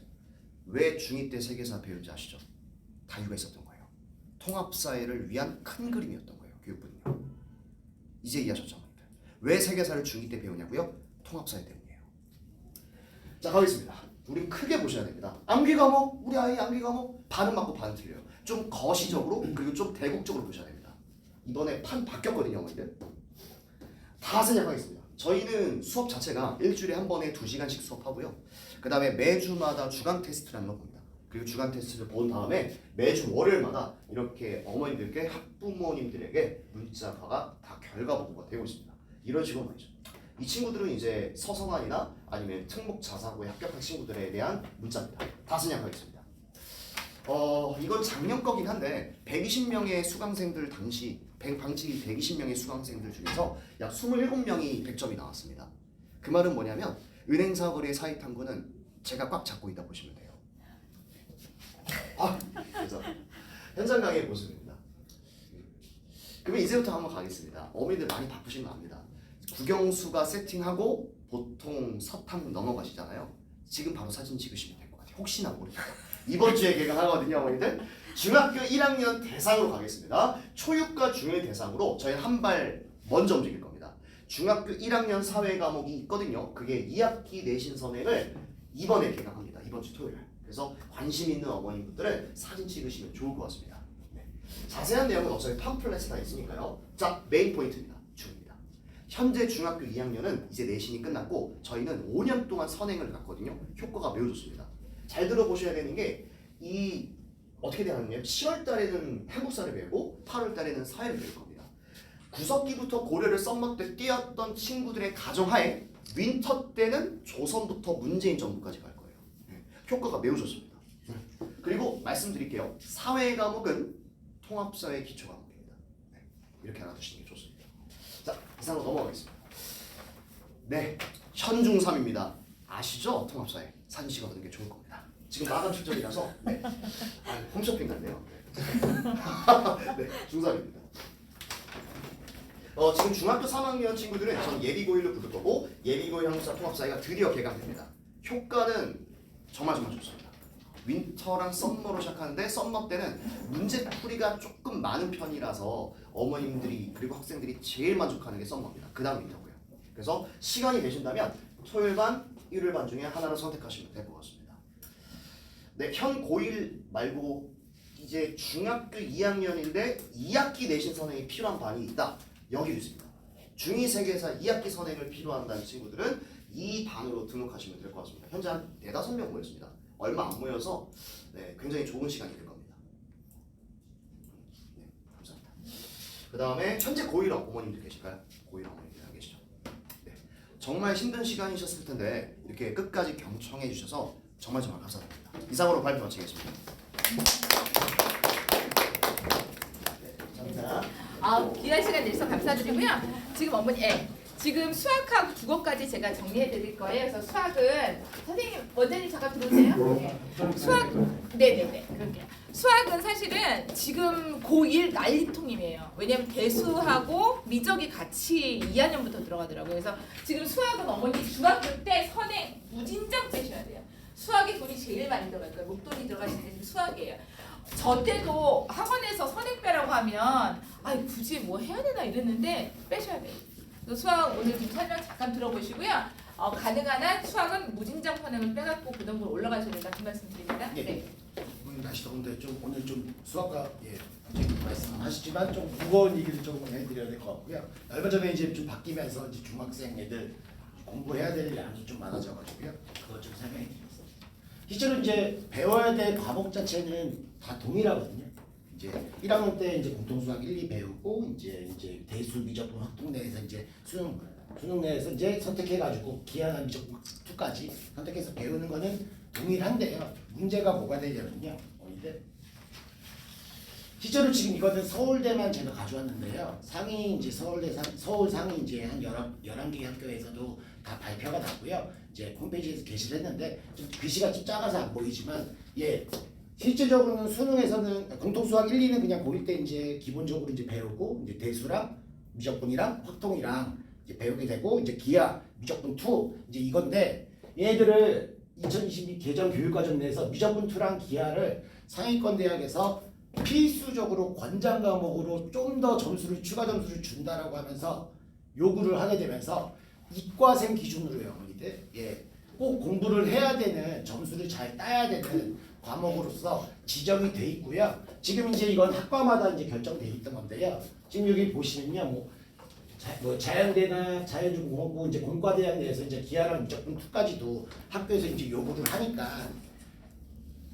만약에 이과생이라고 하면 공부를 하는 중에서도 1학년 또는 늦어도 2학년 때는 어느 학과를 갈지 잘 결정하신 다음에 그 학과에서 추가적으로 요구하는 과목 어떻게 이제 성적 관리할 것인가 그것도 좀 정확히 알고 계셔야 된다라고 이제 말씀을 드리고요.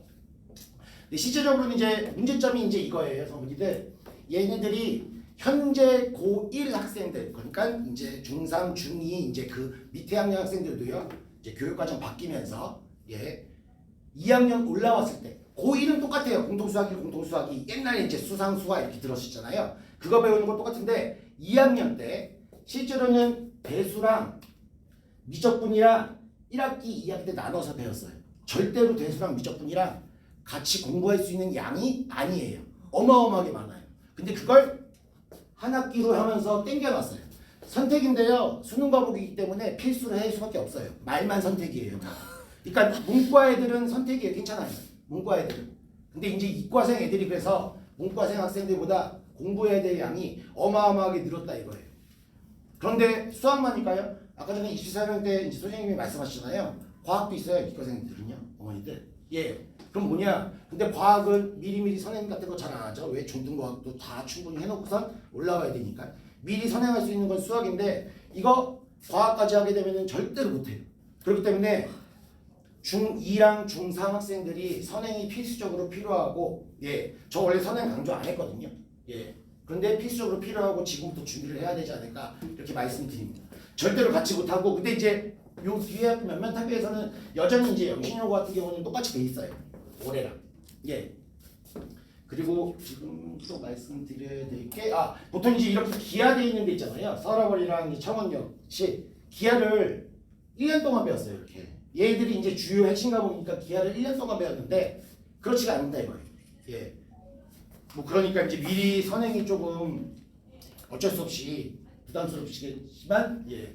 그래야 될 수밖에 없다. 근데 이거는 제가 그냥 2학년 학생들을 여름 때부터 이제 시작을 하면 중3 학생들 지금 진행을 하고 있거든요. 시작을 하면 최대한 예, 커리큘럼을 이 정도로 해서 반복해서 끌어나가야 되지 않을까. 그래야 된다라고 이제 계획을 어느 정도 짜온 거고요. 예. 실제적으로 중학교 2학년 같은 학생들은 이제 공통수학기 기초나 공통수학기 기초를 선행을 먼저 이제 들어가게 되고 이제 내년까지도 내년에 됐을 때 이제 심화 내용까지 이제 복습하면서 대수나 미적까지 솔직히 최소한 그 정도 해놔야 예 된다고 보고요. 그리고 제가 여기 중계동에 있었고 대치동에도 있었고 했지만 최상위권 학생들이 좀 많이 가르친 편이거든요. 최상위권 학생들은 보통 예 5회독 이상을 많이 해와요. 그런데도 지금 잘 모르거든요. 왜? 사람이기 때문에 이제 기억력은 까먹을 수밖에 없어요. 그냥 반복적으로 하면서 또 보고 반복적으로 하면서 진행을 해서 이제 준비를 해야 되지 않을까 이렇게 생각을 합니다.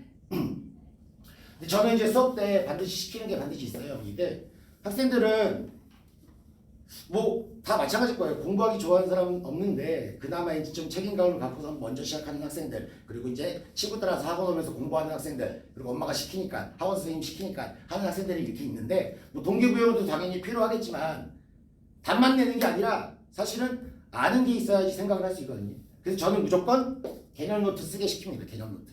예. 똑같은 내용이더라도 이제 뭐 3-4번 뭐 중요한 내용 같은 경우는 5번 이렇게 쓰는 경우도 있어요. 개념 노트에. 예, 서울대나 의대 간 친구들도 한 명도 빠짐없이 무조건 썼거든요. 그리고 안 쓰는 학생들 스트레스 안 줍니다. 예, 왜 그러냐? 쓴 애들이 쓴 옆에 있는 친구들이 성적 향상이 더 잘 되는 거 보이고 그리고 대답하는 모습이 보이니까 따라 쓰게 돼 있어요. 예, 판서구 씨는 이쁘진 않아도 돼요. 제가 이쁘니까 그것만 이제 좀 따라 쓸 수 있고 나중에 글씨가 느린 학생들은 사진 찍어서 정리해와라 그거 확인까지도 하면서 제가 중요하게 생각하는 건 개념 노트 작성이에요. 그 다음에 이제 저는 자신은 하는데요. 제가 강사를 한 18년 정도 해오고 있는데 거의 20년, 18년 정도 해오고 있는데 실제적으로 저 양심 고백을 하게 되면 예, 저는 교육자로 있을 것이냐 아니면 그냥 돈 버는 강사로 그렇게 있을 것이냐 이렇게 고민을 되게 많이 하는데 굉장히 강사 쪽에 그냥 치우쳐져 있어요. 젊었을 때 되게 이제 어떻게 운이 좀 잘 맞아가지고 저도 한 300명 강의를 이제 할 때는 뭐 교육자로서 있으면서도 돈도 따라왔는데 예. 그렇지 않은 요즘 세대는 좀 강사로서 스타성 있는 그런 사람들도 선생님들도 좀 있더라고요. 근데 뭐 이제 그게 어느 게 좋다 싫다를 이제 말씀드리는 건 아니고요. 근데 저는 교육자로서 좀 이렇게 학생들이 정말 수학을 어떻게 이제 다가가고 하는지 그걸 하나하나 스토리 같이 그리고 이유, 원인, 심화 내용까지도 사고하는 단계나 이제 추론하는 방법 그런 거까지도 이제 집중해서 이제 좀 한다고 이제 좀 자신 있게 말씀드리고요. 지금은 중학생들 이제 예비할 때는 야, 선행할 때는 뭐 크게 이제 상관은 없겠지만 학교별 기출이나 이런 것들이 다 준비되어 있어서 돼 있고 그리고 학교별 기출을 분석하면서 나오는 심화 내용 있잖아요. 예, 그 내용들은 따로 정리를 해가지고 이제 최상위를 노리는 학생들한테는 그런 심화 유형까지도 이제 수업을 진행을 해주고 있습니다. 그리고 이제 이거는 이제 제가 진행하는 시간표인데요. 이제 경준이 형은 이제 계신데 예, 기억이 안 나요. 이제 경준이네 반 이제 여기가 이제 9일날 원래 7일날 한번 수업을 했지만 한 번 더 복습하면서 내일 공통 수학이 개강하는 이제 중3 대상 반이고요. 그리고 이제 수학 이해하는 방법이나 학습 태도 이제 좀 중점으로 해서 진행을 할 거고요. 그리고 이제 그것 이제 올해 초부터 이제 거의 이제 진행하고 있는 이제 좀 심화반인데 이 공통 수학 이미 거의 끝나가고요. 이제 9월 이제 8월 달쯤부터 대수까지 들어가면서 고1 상위권 이 친구들은 조금 이제 선덕 고등학교를 이제 노리고 있거든요. 거기서도 이제 상위권에 받을 수 있도록 이제 내신들까지도 잡을 수 있게끔 예, 진행을 하고 있고요. 주니어 쌤들은 요 반에서 이제 기본반 7월 16일이나 아니면 7월 요 금방 때쯤에 예, 모집 3명 이상이 이제 모집이 되면 예, 수업을 진행하려고 예, 준비 중에 있습니다. 감사합니다.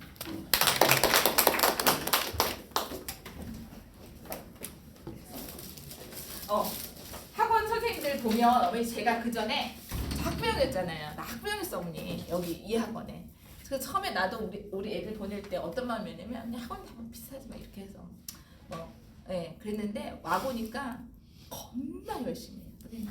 내가 진짜 내 새끼가 문제였다는 걸 이제 여기 와서 깨닫게 되었습니다. 오늘 이제 마지막으로 국어 설명 드릴 거고요.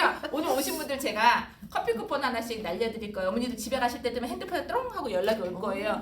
밖에 날씨 엄마무시 더워요. 어머니 여기 시원해서 우리가 모르는 건데 어머니 방학 동안 또 잘 애들 밥 먹이시고요. 가능한 한 중3 어머니들 제가 말씀드립니다. 해외여행 좀 가지 마세요. 해외여행. 뭐 인생 뭐 마지막으로 뭐 이러시는 분 계세요. 선생님 들어오세요. 네. 해외여행 좀 가지 마세요. 갔다 오고 나면 기본 스페인 12일 가기 전에 2, 3일 또 학원 쉬어. 갔다 와서 또 일주일 쉬어. 그러고 나면 방학 끝나고 이제 그놈의 마지막은 언제예요? 마지막? 고3 때. 이도 절도 아니면 고3 애들 데리고 해외 나가시면 돼요. 그러니까 오히려 그때 가서 좀 쉬시고 지금은 가능한 한 공부하셔라. 중학교 1학년 어머니 여기 안 계실 것 같지만 중학교 1학년 어머니는 캠핑 다니지 마시고 중학교 2학년 3학년 해외여행 다니지 마시고 예 그렇게만 좀 지켜주시면 방학 동안에 애들 실력이 활짝 늘 수 있습니다. 아주 요번에 우리 어머니들 또 오늘 전화 오신 어머니 있었어요. 금토일 월까지 가신대요. 그래서 어머니 아직 방학 안 했어요. 했더니 성수기 전에 갑니다. 나 신다 내가 그랬어요. 네, 그래서 어쨌든 그렇게 진행이 됩니다. 가시기 전에 쿠폰 날라갑니다. 기다리세요. 네. 우리 또 하나 좀 잘생긴 선생님. 제가 좀 나이가 있어가지고 잘생긴 거 되게 좋아합니다. 우리 송영사 교무 과장 부탁드립니다. 안녕하세요. 제가 잘생겼다고 소개해달라고 그렇게 부탁드렸더니 이제야 해주시네요. 안녕하십니까, 국어과 송영찬 강사입니다. 시간이 조금 지체가 돼서 간단하게 그리고 이제 중요한 핵심 정보만 빠르게 조금 안내를 드리고 마무리 짓도록 하겠습니다. 목차 같은 경우에는 입시 변화에 관련해서 앞에서 한번 들으셨기 때문에 어떤 걸 조금 중점적으로 보셔야 되는지 그거에 대해서 설명을 드릴 거고요. 국부 2000 내신 커리큘럼 그리고 정규 커리큘럼 그리고 마지막으로 정리할 때는 지금 제가 알기로는 중학교 2학년 3학년 어머님들이라고 알고 있어요. 그래서 그 중3이 이제 2학기 때 뭘 해야 되는지 겨울방학 때 뭘 해야 되는지 중학교 2학년은 무엇을 해야 되는지 정리하고 끝내도록 하겠습니다. 가장 먼저 이제 입시 관련해서는 크게 이제 세 가지죠. 내신 5등급제, 수능 선택 과목 없어지고 그리고 선원 수령 평가 확대되는 거. 이렇게 세 가지가 포인트인데 사실 내신 5등급제 같은 경우에는 발표는 꽤 오래전부터 이렇게 나왔습니다. 그런데 이제 실제로 이번 연도에 제가 이제 고등학교 1학년 학생들 올라오는 학생들 가르쳐 보면은 5등급제도 5등급제인데 가장 큰 포인트는 학교 선생님들이 미수를 걱정을 많이 하셨어요. 아시다시피 이제 미수가 뜨면 학생들이 이제 점수가 어떤 이제 기준에 부합하지 않으면 미수가 떠서 여름방학 때 나와야 되죠. 그게 이제 걱정이 돼서 그런지 중간고사 때는 문제가 대부분 다 쉬웠습니다. 몇몇 학교들 빼고는 문제가 정말 쉬웠어요. 그래서 그것 때문에 이제 그 학교들이 생각보다 애들이 100점이 너무 많네. 아무래도 이제 1등급이 10%로 늘어나잖아요. 그래서 어느 정도 여유가 있을 거라고 생각을 하고 쉽게 내셨는데 생각보다 애들이 공부를 너무 문제를 잘 풀었던 거예요. 그래서 이렇게 되면은 얘네들이 1등급이 안 나올 수도 있다. 이렇게 해서 기말고사 때 조금 많이 어려워졌습니다. 그리고 기말고사 때 어려워진 것도 어려워진 건데 수행평가에서 점수를 많이 깎였어요. 그렇게 해서 아이들을 변별력을 두려고 하셨고 그게 이제 내년 때 어느 정도 완화가 되긴 하겠지만 학교 선생님들도 처음이잖아요. 개정이 되고 나서 학생들이 이제 미수나 이런 것들을 신경 쓰는 게 처음이잖아요. 그래서 어느 정도 이제 완화가 될 거라고 생각은 하지만 지금 이번에 딱 봤을 때 수행평가로 점수를 깎을 수가 있겠구나. 이게 보이는 거예요. 그러면 내년에 예상이 되는 거는 수행평가가 조금 어려워질 거고 지금 이제 학교에서 공문이 내려온 거에 따르면은 이제 무엇이 이제 포인트가 되느냐 수행평가를 미리 준비해서 가져가기보다는 실력으로 학교에서 준비해서 풀 수 있게끔 해라. 미리 대비해서 하는 거는 의미가 없다. 이런 얘기가 나왔습니다. 그래서 그런 부분에서 내신 5등급제에 대한 것들을 접근을 해주셔야 돼요. 그러니까 4%에서 10%로 늘어났다. 1등급 받기 쉬워졌다. 그러다 보니까 변별력이 떨어졌다. 이거는 뭐 당연히 예상이 가는 건데 그러면 거기에 대해서 평가를 어떻게 할 것이냐 요거에 대해서 조금 고민을 해주셔야 되겠죠. 그런 부분에서 조금 포인트로 잡아주셔야 되는 건 일단 내신 시험 문제는 무조건 1등급 놓치지 말아야 되겠고 그것보다 더 중요한 게 수행평가 관리. 미리 이제 아이가 수행평가를 잘 작성할 수 있게끔 쓰기 능력이 조금 중요해지겠죠. 국어 같은 경우에는. 그런 부분들을 포인트로 잡아주셔야 되겠고 그리고 이제 수능 선택 과목이 없어지다 보니까 기존에는 지금 고등학교 2학년까지입니다. 고등학교 2학년까지는 화법과 작문하고 언어와 매체를 선택을 할 수가 있어요. 이거 검색하면 다 나옵니다. 네. 그래서 그 언어와 매체를 선택한다라는 얘기는 무엇이냐? 문법을 그냥 나 힘들어 하면은 버릴 수가 있다는 얘기예요. 문법을 안 해도 돼요. 고등학교 2학년 학생들까지는. 근데 이제 지금 고등학교 1학년부터는 선택이 불가능합니다. 문법을 꼭 해주셔야 돼요. 그러면 여기에서 중학교 3학년 어머님들 같은 경우에는 작년 2학기 기말고사를 생각해 주시면 되고요. 그리고 중학교 2학년 어머님들께서는 이번 2학기 때 기말고사를 한번 봐주시면 돼요. 성적을. 왜 그러냐? 그 2학년 2학기 때 배우는 문법이 고등학교 1학년 때 배우는 의문의 변동이랑 한글 맞춤법을 이제 기초만 쭉 다루는 부분이거든요. 그래서 거기에서 점수가 조금 낮다 싶으면 문법을 조금 대비를 해야 되겠죠. 그래서 그런 부분들을 조금 생각을 해주셔야 되고 그리고 넘어가서 이제 추가적으로 말씀을 드릴 만한 게 이제 선언 수령이 강화가 된다 이건데 전통적으로 이제 영신여고 같은 경우에는 선언 수령이 조금 많이 힘들었어요. 많이 힘들었는데 이번 연도 시험지 딱 받아봤는데 선언 수령으로 점수를 깎을 만한 문제는 많이 없었습니다.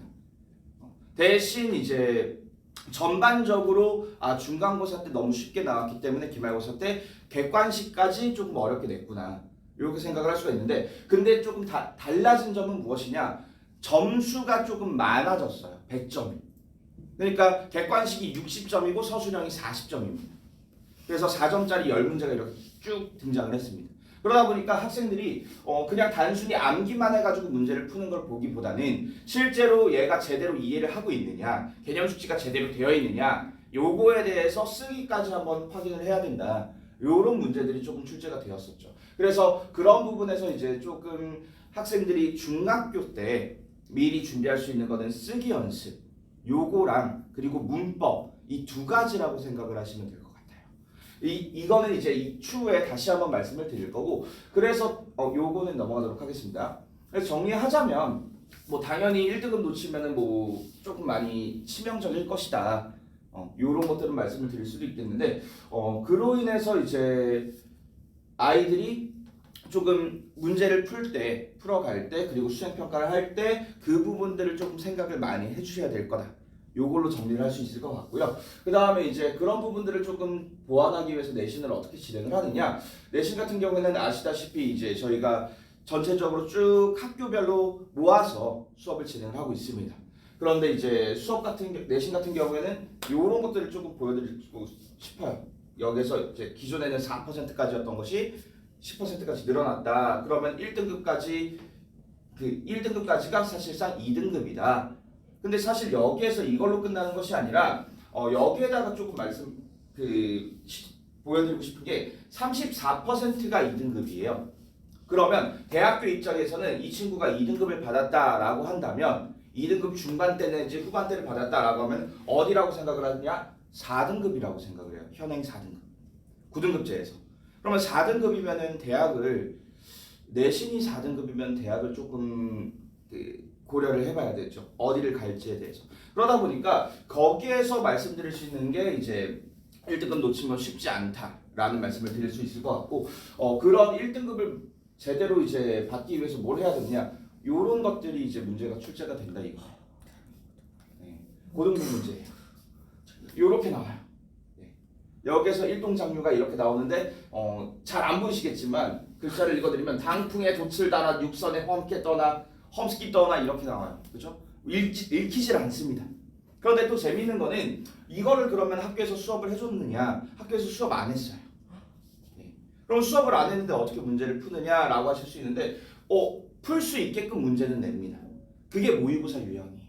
그러니까 여기서 이걸 어떻게 읽어서 내용을 파악하는 게 포인트가 아니라 윗글과 보기의 공통점으로 가장 적절한 것 이렇게 했을 때 지금 선지를 보시면 윗글과 보기 둘 다 점층법 이렇게 돼 있죠. 무슨 법이라고 하는 건 내용을 물어보는 게 아니라 표현 방식을 물어보고 있습니다. 그럼 표현 방식에서 일단 체크해야 되는 거 윗글에서 없는 걸 지워주시면 되겠죠. 그죠? 윗글에서 없는 걸 지워버리면 되겠죠. 그렇게 해서 속을 한 다음에 2개 정도의 선지가 남았을 때 여기서 눈에 띄는 것들을 체크를 하면 문제가 풀린다 이거예요. 그러니까 고등부에서는 어떤 걸 조금 중점적으로 보느냐 문제를 잘 풀 수 있느냐 요런 것들을 조금 이제 물어봐요. 제가 이제 학생들한테 고등학교 1학년 올라온 학생들한테도 많이 요구하는 것 중에 하나가 개념만 달달달달 외운다고 해서 문제를 못 푼다. 어떻게 풀어야 되는지 이 문제가 무엇을 물어보고 있는지를 확인을 해라. 얘가 이제 문제를 딱 봤을 때 그냥 문제를 쭉 읽고 나서 푸는 게 아니라 문제에서 그리고 선택지에서 이런 내용이 나왔으니까 내가 해야 되는 건 이거구나 라고 생각을 하고 접근을 하라는 거죠. 그런 부분에서 이제 내신 문제가 조금 출제가 되고요. 그래서 그런 부분들을 조금 대응하기 위해서 스케줄 조사하고 수업 쭉 진행하면서 대비랑 쭉 직전 보충까지 진행을 하는데 거기에서 이제 저희가 조금 강점이라고 말씀드릴 수 있는 게 요거는 이제 제가 예전에 만든 중등부 자료고요. 고등부 자료는 요런 식으로 나옵니다.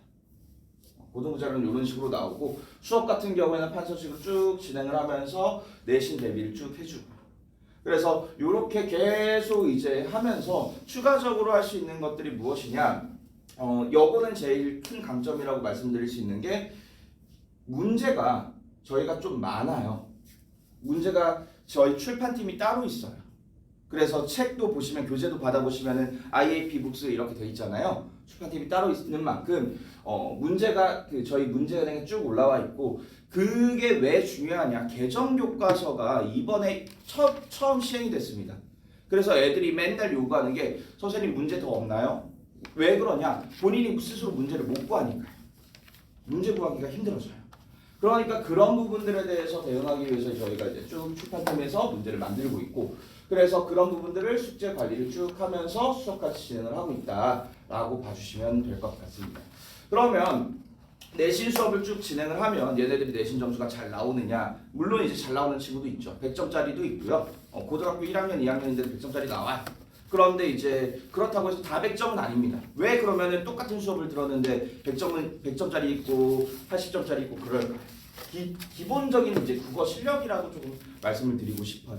근데 그런 부분들 같은 경우에는 그냥 얘가 타고났다가 아니라 정규 수업에서 어느 정도 아이가 문제에 대한 대응법이라든지 기초 개념이라고 하는 것들을 조금 잡고 있어서 그렇다고 생각을 하는데 수업 같은 경우에 정규 수업은 어떻게 진행을 하느냐 처음에 이제 아실 거예요. 월말 평가 저희 매 달마다 봅니다.